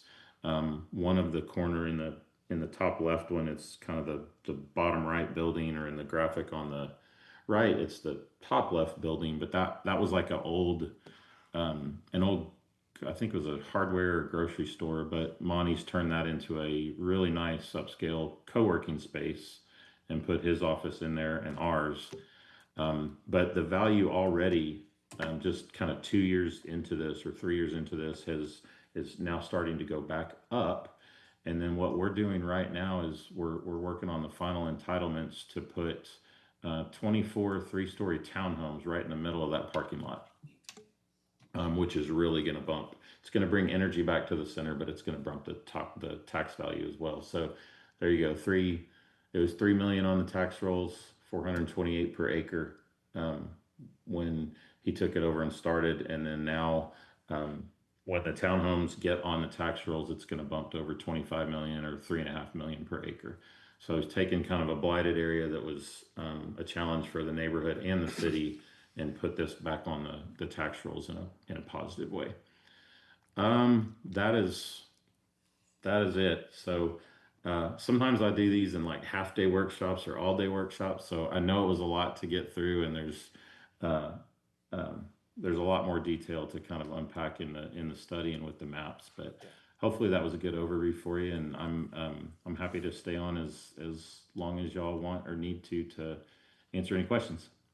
Well, thank you, Kevin, for taking the time to go over this. You know, as I alluded to when I introduced Kevin, you know, we want to reuse this analysis as a opportunity to further educate you, the public, stakeholders, et cetera, you know, on some of our challenges and the things that we need to continue to focus on.